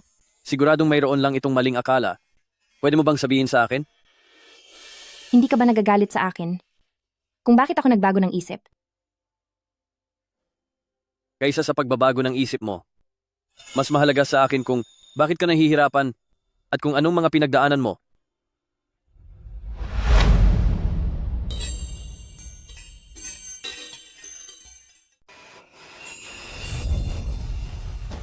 Hindi kabit ang nanay ko. Hindi siya ganoon. Kahit pumatay ng isda ay hindi niya kaya. Paano pa siya makakapatay ng tao? Pero wala akong ebidensya. Hindi sila naniniwala sa akin.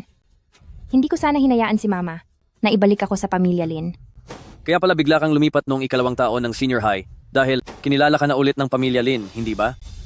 Noong araw na iyon, biglang sinabi sa akin ni mama na susunduin daw kami ni papa.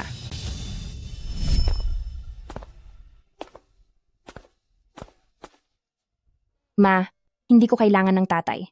Nagawa kanyang iwan at mawala ng ganoon lang noon. Paano siya biglang lilitaw ngayon? Sabi ng papa mo, hindi naging madali para sa kanya na isama ako noong nagsisimula pa lang siya sa negosyo. Ngayon naman, susunduin na niya ang ating tangtang para guminhawa ang buhay. Tara na! Pero nalaman din ni Mama kinalaunan na ang mabuti kong ama na si Lin Jen ay matagal nang naging CEO dahil sa pagpapakasal sa isang mayamang babae at may sarili na siyang pamilya.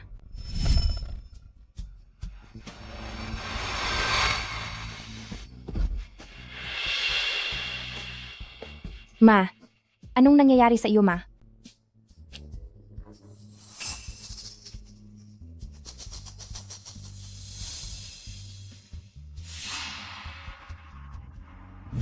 Nang mabunyag ang lahat, inatake sa puso ang ina ni Lin Zixia dahil sa galit at pinuntahan kami ni Lin Zixia.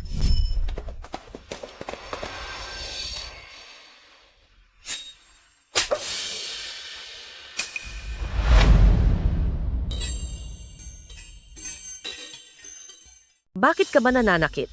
Hindi lang siya ang sasaktan ko. Pati ikaw rin. Ikaw na sinisira ng pamilya.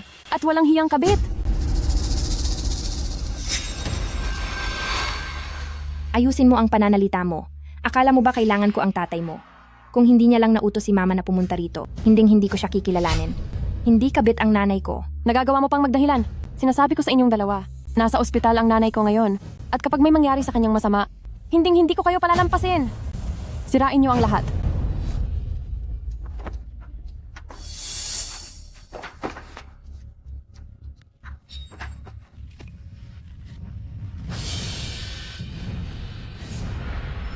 Natatakot si Mama na baka pag-initan ako ng mga Lin, kaya palihim siyang pumunta sa nanay ni Lin Zixia para makiusap na hayaan na kaming manahimik. Pero,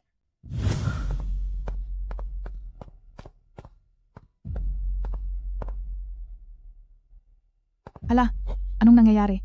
Ang ingay-ingay kanina. Sa VIP ward iyon, kung saan nakakonfine si Ginang Lin.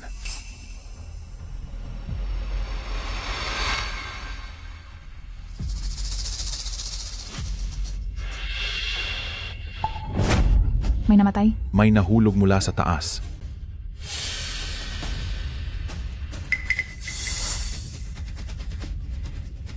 Nay,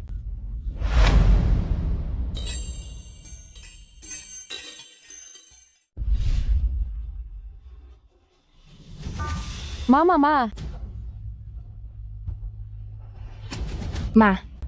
Ma, bitawan niyo ako. Bitawan niyo ang nanay ko. Nakita ito ng napakaraming tao at nagsisinungaling ka pa rin. Sisiguraduhin kong pagbabayaran niya ang buhay ng nanay ko. Ma, magsalita ka naman, Ma. Hindi ikaw ang may gawa nito, di ba? Magsalita ka. Magsalita ka naman, Ma. Tangtang, bagamat nagkamali ako sa aking damdamin, hindi ko inaasahang magagawa ng nanay mo ang ganoong bagay.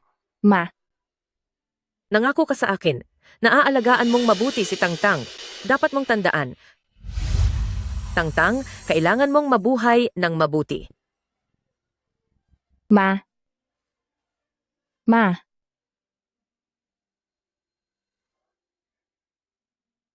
Mula ngayon ay tatawagin ka ng Lin Ruantang, isa kang anak ko, aalagaan kita ng mabuti. Matagal na pong patay ang tatay ko. Ang isang taong yumaman lang dahil sa babae. At nang iwan ng asawa at anak ay hindi karapat-dapat maging tatay ko. Lin Ruantang, ang nanay mo ang unang naging kabit at pinatay niya ang nanay ko. Ang kapal ng mukha mong sabihin ng mga iyan.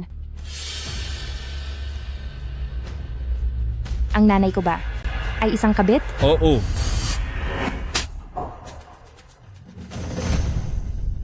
Nakakadiri ka. Isa kang mapagkunwari. Papatunayan ko ang kawalang sala ng nanay ko. Habang buhay kang anak ng isang kabit, isang anak sa labas na dapat ikahiya. Dahil hinayaan ka ng pamilya Lin na mabuhay, dapat ka na talagang magpasalamat ng lubos. Lin Ruantang, sa buong buhay mo ay mga tira-tira ko lang ang gagamitin mo. At habang buhay kang yuyurakan sa ilalim ng mga paa ko. Ang utang ng magulang ay dapat bayaran ng anak, kaya dapat mong bayaran ang utang ng nanay mo.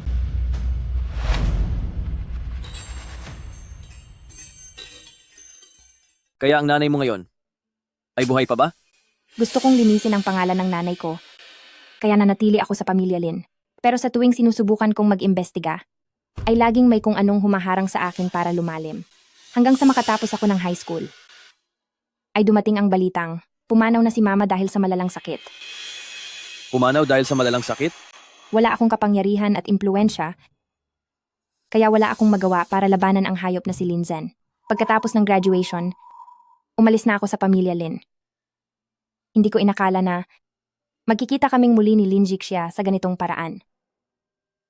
Huwag kang magalala. Narito na ang iyong sandigan. Talaga?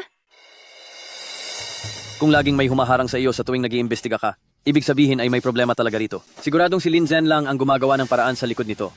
Sige, kaya susubukan ko siyang hamunin para makita kung sino ang mas magaling. Talaga ba? Kailan ba kita niloko? Kung ganoon ay babalik na ako sa pamilya Lin ngayon. Hindi ba't may nagsabi lang kanina na hindi niya kailangan ng pamilya Lin? Ngayong nandito na ang sandigan ko, dapat nang matutong kumalimot ang tao.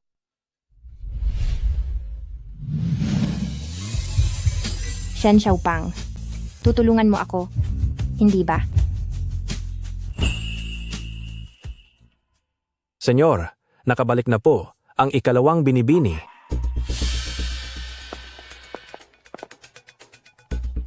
Ginoong Shen, narito ba kayo para hanapin si Zixia? Hindi, narito ako para ihatid si Ruantang pauwi. Lin Ruantang, gaya ka rin ng nanay mo na mahilig mangakit ng mapapangasawa ng iba, hindi ba? Binibining Lin, ako ang mapilit na sumusunod kay Ruantang.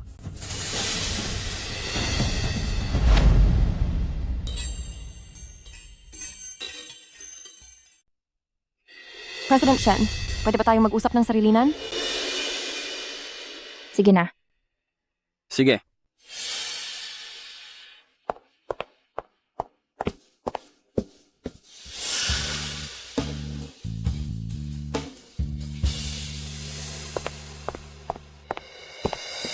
President Shen, gusto kong malaman kung bakit. Ako ang tunay na panganay na anak ng pamilya Lin. Pagdating sa pag-aaral, nag-aral ako sa isang tanyag na universidad at bihasa sa iba't ibang wika. Tungkol naman sa kakayahan sa trabaho, laging umaasenso ang Lin Group simula nang hawakan ko ito. Bakit? Si Ruantang pa rin ang pinipili mo? Miss Lin, inamin ko na napakahusay mo talaga. Pero pareho lang tayo. May mga pinagmulan tayong kailangang dalhin. Nasa likod mo ang buong negosyo ng iyong pamilya. Iba si Ruantang. Lumaki siya sa isang maliit na bayan. At kahit wala siyang pondo para mag-aral, nagtagumpay siyang makakuha ng dobleng kurso sa sikat na universidad. Naniniwala ako na, kung galing din siya sa isang mayamang pamilya, tiyak na magiging kasing husay mo rin siya, Miss Lin. Pero, Ang pinagmulan at katayuan sa buhay ay isang malaking hadlang na hindi malalampasan ng mga ordinaryong tao. Naniniwala akong alam din niya ni Miss Lin. pero sinira ng nanay niya ang pamilya ko. Kabit siya. Kung ganoon, dapat ang tatay mo ang komprontahin mo. Miss Lin, sigurado madalas mo siyang pinapahirapan dahil sa bagay na ito, hindi ba? Dahil wala ka namang konkretong ebidensya, natural lang para sa iyo na ibuhos ang lahat ng galit mo sa kanya. Ako, Simula sa araw na ito, poprotektahan ko na siya.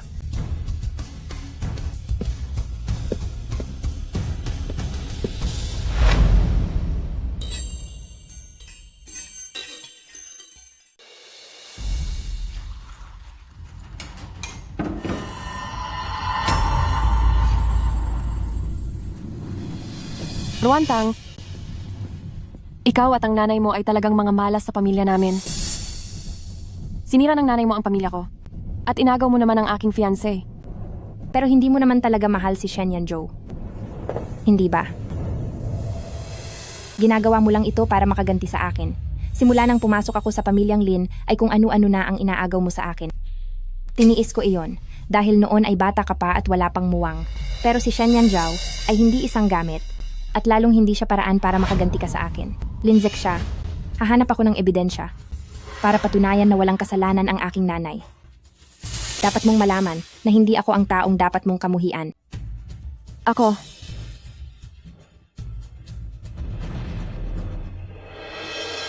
Ito ba ang ospital na yon? Oo. Noong pumunta ako rito noon ay pinalayas ako agad. Kahit ang mukha ng direktor ay hindi ko man lang nakita. Huwag kang mag-alala ngayon. Walang makakaapi sa iyo. Kakalabanin ko ng husto ang sino mang mang-aapi sa iyo. Magandang araw po. Itatanong ko lang po sana kung nasaan ang opisina ng direktor. Hinahanap mo ang direktor? Sino ka ba? At may appointment ka ba? Ako si Ruantang. Ikaw si Ruantang?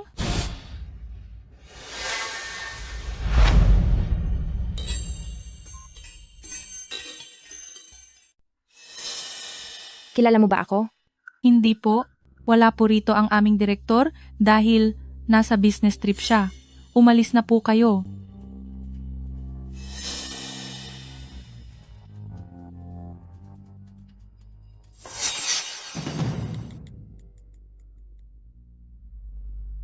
Hello, Direktor. Iyong babaeng nagngangalang Ruantang ay narito na. Huwag po kayong mag-alala dahil sa utos ninyo. Napaalisin siya kapag dumating siya rito. Sinabi ko sa kaniya na nasa business trip kayo. Sige po, sige po.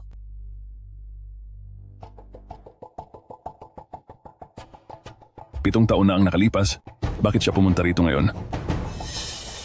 At isa pa, hindi ko naman kasalanan ito. Masyadong makapangyarihan ng mga nasa itaas. Kaya hindi ko rin kayang lumaban sa kanila.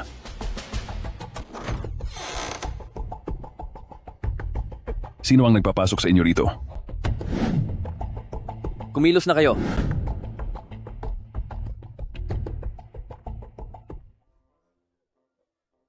Ito ba ang naisip mong paraan? Alam mo ba kung ano ang hitsura mo ngayon? Ano? Isang leader ng sindikato. Espesyal na paraan para sa espesyal na sitwasyon. Siguradong may itinatago siya dahil iniiwasan kanya. Noong 7 taon na ang nakalipas, nasaan ang kopya ng CCTV sa labas ng kwarto 13 noong araw na nahulog si Madam Lin? Kunin niyo siya. Ako. Wala na sa akin. Wala na talaga. Sinabi ko na noon pa na wala na iyon. Ibig mo bang sabihin ay nawala lahat ng CCTV sa ika-13 palapag? O ayaw mo lang talagang magsabi ng totoo? Gawin niyo na. Teka lang, ano bang ginagawa niyo? Tulong, saklolo.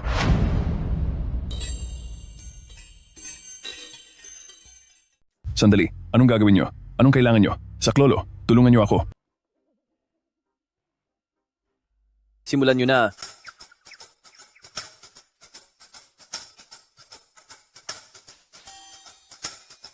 Sige na, tama na. Ipasuot niyo sa kanya. Wala akong alam. Ako ang direktor dito. Anong balak niyo? Paano niyo nagagawang itrato ako ng ganito? Ano naman kung direktor ka? Isang pribadong ospital lang ito. Ipapabili ko ito kahit kanino. Naiintindihan mo ba ang ibig sabihin ng acquisition? Teka, ako ang direktor dito. Anong gagawin niyo sa akin? Hindi sa nagmamayabang ako. Ako, ang nag-iisang anak ng pamilya Shen. Ang CEO ng Shen Group na si Shen Yanzhou. Hindi ba sabi niya ang batang ito ay ulila lang at walang backer? Bakit siya nasangkot sa pinakamayamang tao? Mag-isip ka ng mabuti. Sigurado ka bang gusto mong akuin ang kasalanan ng iba? Kung gusto kong imbestigahan ang bagay na ito, oras lang ang kailangan. Ayaw kong madamay ang maraming tao rito. Ngayon, nasa sa iyo na kung gusto mong magsalita. Pag-isipan mong mabuti kung kaya ba akong talunin ng taong nasa likod mo.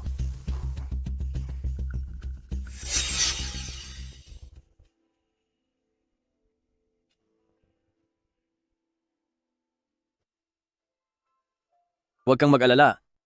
Tutulungan kita para linisin ang pangalan ni tita. Pagkamatay ni Mama, hindi na ako nangahas na bumalik sa inuupahan naming kwarto. Dahil punong-puno iyon ng mga alaala ni Mama. Shen Yanzhou. Gusto kong bumalik doon. Sige.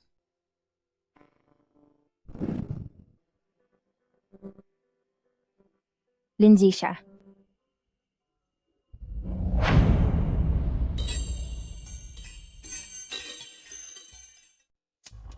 Linzixia. Anong ginagawa mo rito?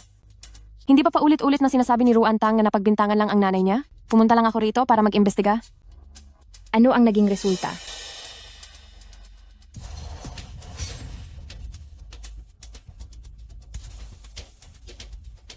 Iha, matagal nang lumipat ang pamilyang nakatira sa ibaba.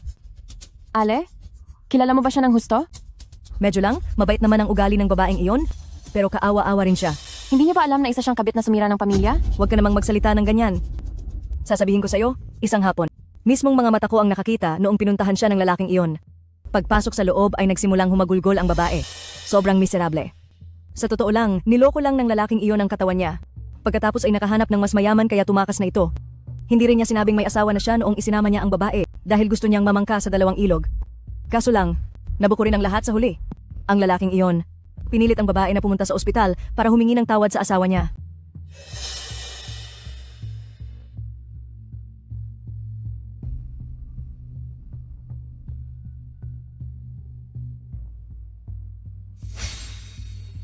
Ano man ang mangyari, totoong pumatay siya. Ruantang, nawalan ako ng nanay dahil sa iyo. Kaya natural lang nakamuhian kita. Patutunayan ko ang kalinisan ng nanay ko para makita mo kung sino talaga ang tunay na kaaway. Miss Lynn, pareho kayong biktima rito. Wala na akong balak makipagtalo sa inyo. Malapit na ang shareholders meeting ng Lin Group. Hindi ba gusto mong magpatunay sa akin? Sige, ipakita mo. Sa harap ng lahat. Patunayan mo sa akin.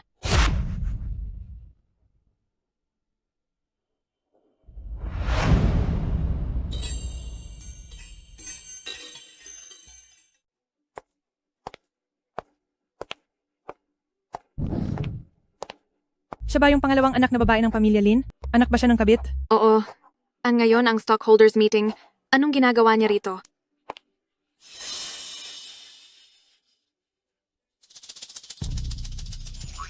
Shen Yanzhou, Copy. pwede ko bang tanggalin itong bagay na ito? Pagkatapos kong durugin ang walang hiyang lalaking iyon, pumanhik ka na agad. Hindi pwede. Kailangang protektahan ang kaligtasan mo anumang oras. Ang kakayahan ni Little Lin ay kitang-kita ng lahat. Sa tingin ko ay kwalipikado siya para sa posisyon ng Executive Director. Hindi pa naman nagre-retiro si Mr. Lin. Saan ka nakakita? Ng anak na agad na papalit? Pero ang mga shares ni Madam Lin ay ibinigay na lahat kay Little Lin. Ang porsyento ng shares ni Little Lin ngayon ay mas marami pa kaysa kay Mr. Lin. Kahit gaano pa karami ang mga shares, isang babae lang naman si Little Lin. May katwiran ba na isang babae ang mamumuno? Pero kailangan talaga ng kumpanya ng mamumuno ngayon. Siya.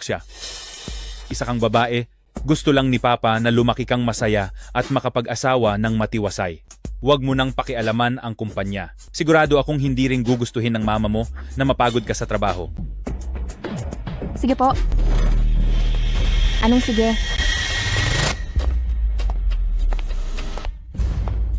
Ang isang walang kwentang tao na pumatay ng asawa para sa pera ay karapat-dapat bang mamahala ng kumpanya?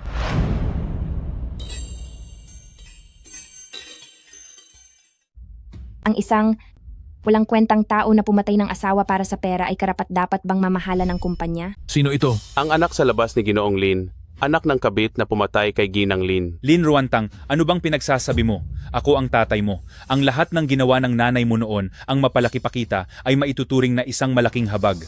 Nagbigay ka lang naman ng isang chromosome at may kapal ka pa ng mukhang tawagin ang sarili mo na ama ko. Hindi ka ba tumingin sa salamin bago ka umalis ng bahay ngayon? Wala kang hiya.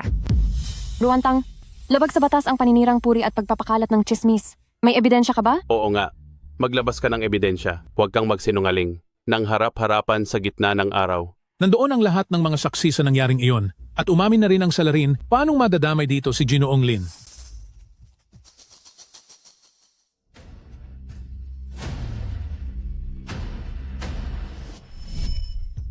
Lin Zhen, buhay iyon. Isang buhay ng tao iyon. Asawa mo siya. Paano mo nagawang?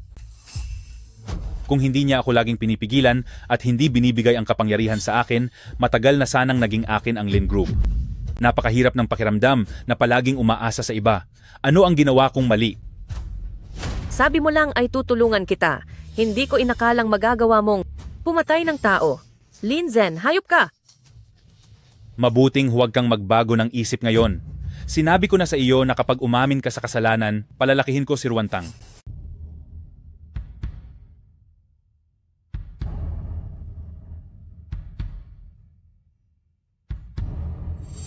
Hindi totoo yan. Walang recording ang ospital kahit kailan. Ang isang ito ay peke lang. Kahit sirain mo iyan, wala ring saysay. Dahil ang surveillance na ito ay na-backup ko na at ipinadala para suriin. Ikaw? Tay, hindi mo kailanman inimbestigahan ang nangyari kay inay matapos ang aksidente. Paano mo nalaman na sira ang CCTV ng ospital? Si Ginang Lin ang may hawak ng kapangyarihan noon. Hindi kaya talagang pinatay ni Jilin ang sarili niyang asawa? Asusti, huwag kang magsasalita ng tapos. Lin Zhen, siya ang ama ko. Matapos niyang lokohin at makipagrelasyon sa nanay ko, ay sinabi niyang makikipagsapalaran siya sa labas. At mula noon ay naglaho na siya ng walang bakas. Hanggang noong nasa 2 taon na ako ng high school, ay muli siyang nagpakita. Bigla na siyang naging isang mayaman. At kinuha kaming dalawa ni nanay. Pero sa prosesong ito, hindi namin alam ni nanay na may pamilya na pala siya. Matanda na ang nanay mo? Bakit naman niya aakuin ang kasalanan para sa akin? Kung pagbabatayan ang video na ito, tinakot ko raw siya. Sana ay itinuro na lang niya ako noon. Bakit pa niya kailangang magbuwis ng sariling buhay at bakit pa siya susugal? Kung mapapalaki ba kitang maayos? May punto naman ang sinabi ni Jilin. Isa ka palang balimbing. Anak pa rin naman kita. Hindi ko namamasamain ang pagkimkim mo ng galit dahil ginawa kong kabit ang nanay mo. Ngayon, lumayas ka rito, guwardiya. Jilin, mukhang desperado ka na at kagat ng kagat kahit saan, hindi ba?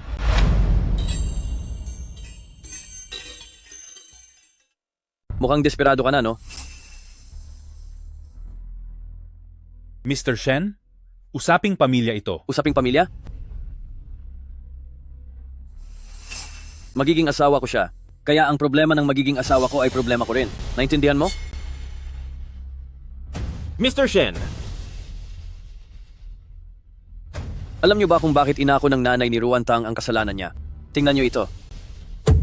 Matagal na siyang may cancer sa tiyan. Nakikipagsapalaran siya. Umaasang may natitira ka pang konsensya. Umaasang maalagaan mo ng mabuti si Ruan Tang. Pero nagkamali siya. Linzen, napakasarili mo, wala kang konsensya. Mas masahol ka pa sa hayop. Para wala ka nang maging problema, itinigil mo ang mga gamot niya. Wala pang 1 taon, pumanaw na siya. Ruan Tang, sinisikmura mo akong saktan? Tatay mo ako. Putya, ako ang ninuno mo.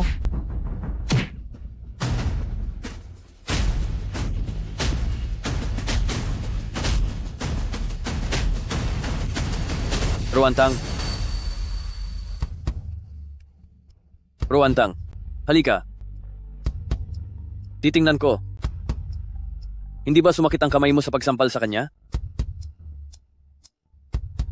Linjen, suspek ka sa isang kasong kriminal. Sumama ka sa amin para sa investigasyon.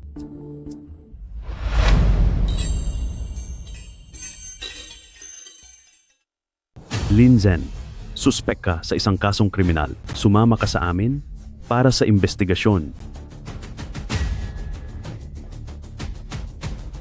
Nakita niyo siyang binubugbog ako? Ididirekta ko siyang ipakulong dahil sa pananakit. Wala kaming nakita, dalhin na iyan. Bitawan niyo ako.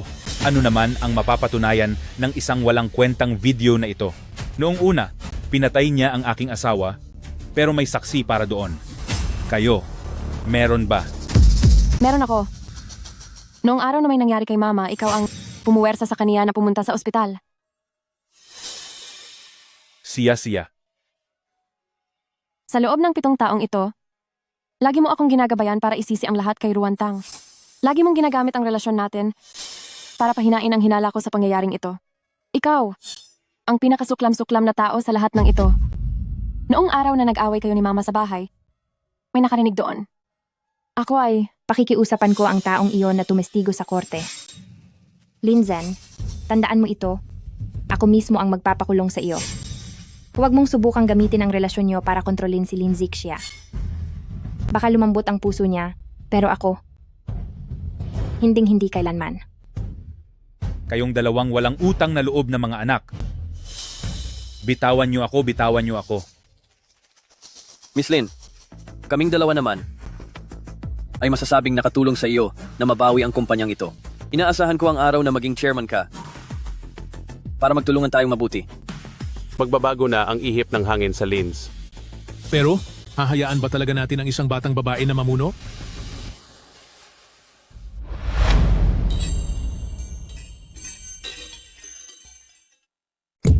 Uy, kung hindi ko pinabagsak si Linjen, baka matagal na kayong pinaglalamayan sa ilalim ng lupa. Kung wala si Lin Zixia, tiyak na mababang karote ang Lin Group. Mga wala kayong alam kahit tumatanda na kayo. Bakit mo ako tinutulungan? Ikaw ang mamamahala sa Lin? At ikaw rin ang tunay na anak ni Lin Zhen. Ang pagtatanggol mo sa akin ngayon ay siguradong magbibigay sa iyo ng masamang imahe at magagamit pa iyon sa kumpanya laban sa iyo. Salamat. Walang anuman. Ayoko lang na may magamit kang laban sa akin para hindi mo ako pag-initan balang araw at subukan na namang kalabanin ako. Ate, anak ka rin ng pamilya Lin? Dapat lang na ibigay ko sa iyo ang kalahati ng mga share ko. Sige ba, tatanggapin ko iyan para sa asawa ko. Diba, asawa ko. Sinong asawa mo? Ikaw ang asawa ko.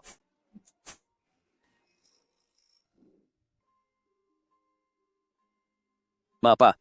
Magkakilala na pala sina Xiao Ruan at ang aming si Xiao Zhu, bata pa lang sila. Aba, masasabing kababata pala kayo. Lolo, mahal ko si Tangtang.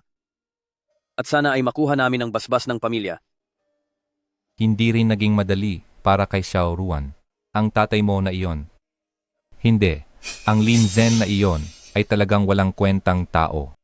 Huwag kang mag-alala, kapag sinubukan kang apihin ni Xiao Zhu, saktan mo siya.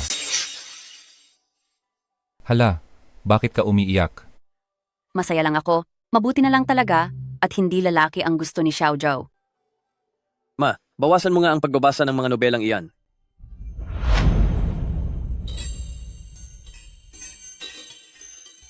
Talaga ba? Napagalitan si President Shen? Sino namang maglalakas loob na pag-alitan siya? Bago ka lang kasi kaya hindi mo alam. Itong si President Shen natin ay takot sa asawa, bilis manood tayo ng eksena. Ate, kalahating buwan ko na itong kinukulit si kuya. Kahit kaunting pagbibigay man lang ay ayaw niya talaga. 10% lang naman. Umayos ka ng pagsasalita. Bakit mo ba hinihila ang asawa ko?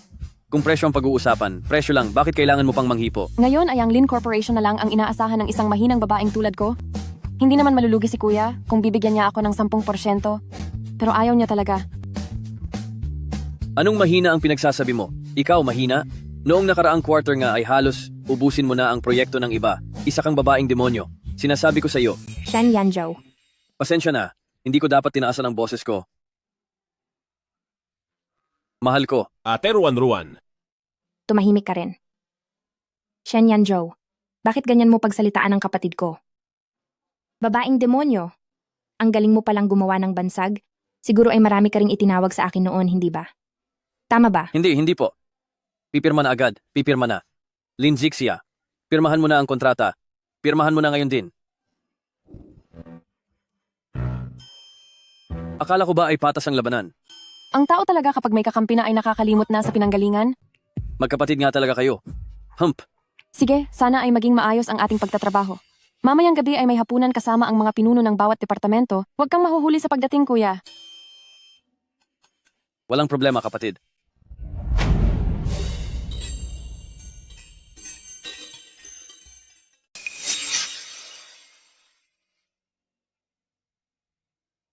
Lalabas muna ako sandali. Hindi ko akalaing ang sekretarya noon ni President Shen ay ang pangalawang anak na babae pala ng pamilya Lin. Tingin ko sa hinaharap ay magiging mundo na ito ng Lin Group at Shen Group. Mas hindi ko akalain na ang binibining Ruan na iyon ay ang mahal pala sa buhay ni President Shen. President Shen, noong nakaraan ay hindi ko nakilala ang inyong kapangyarihan, kaya naman ay nagkasala ako kay Mrs. Shen. Humihingi ako ng paumanhin sa iyo at sana ay huwag mo itong masamain. Ako kasi ay may ganitong masamang bibig lang talaga. Tama na yan. Ang misis ko ay isa ring negosyante at normal lang ang magkamali. Hindi siya galit. Pero ang masamang ugali mong iyan ay dapat mo nang baguhin. Huwag kayong mag-alala. Siguradong babaguhin ko ito. Nabalitaan ko na si Binibining Ruan ay mula sa Northeast. Naku, ang asawa ko rin ay taga roon, President Shen. Talagang matatapang ang mga babae mula sa Northeast.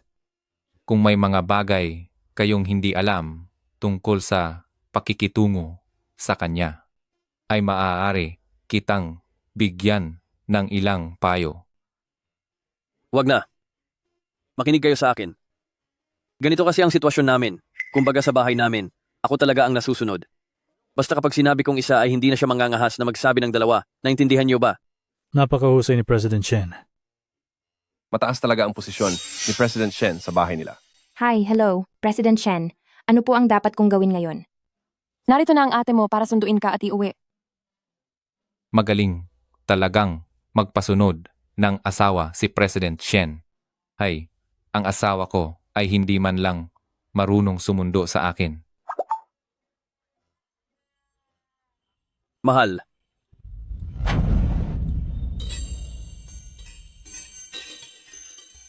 Oo nga, pagod na si Sir Shen sa mga lakad niya sa labas.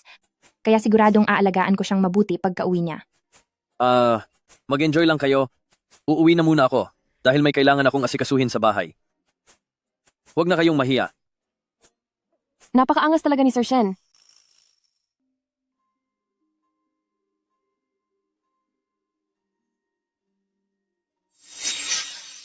Asawa ko, patawad na. Ikaw naman ang palaging masusunod dito sa ating bahay. Sa buong mundo, asawa ko ang pinakaimportante sa lahat. Pangako yan. Sabi nila ay napakasungit ko daw. At baka awayin lang kita. Sinong nagsabing masungit ka? Sino ang nagsabi niyan?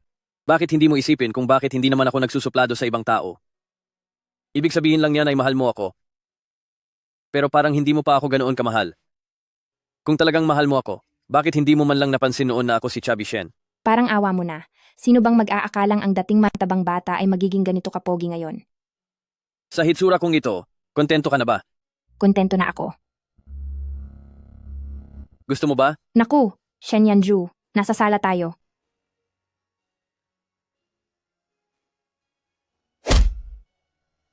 Mabuti na lang at mabilis ang kilos ko, kundi hindi na sana maipapanganak si Baby Shen. Hoy, Shen Yanjo, anong ginagawa mo? Sabi mo hindi mo ako papaluin. Sabi mo hindi mo ako sasaktan. Papaluin talaga kita, tignan mo lang. Gaganti na ako ha? Takot ka na ba? Kinikiliti ka ba?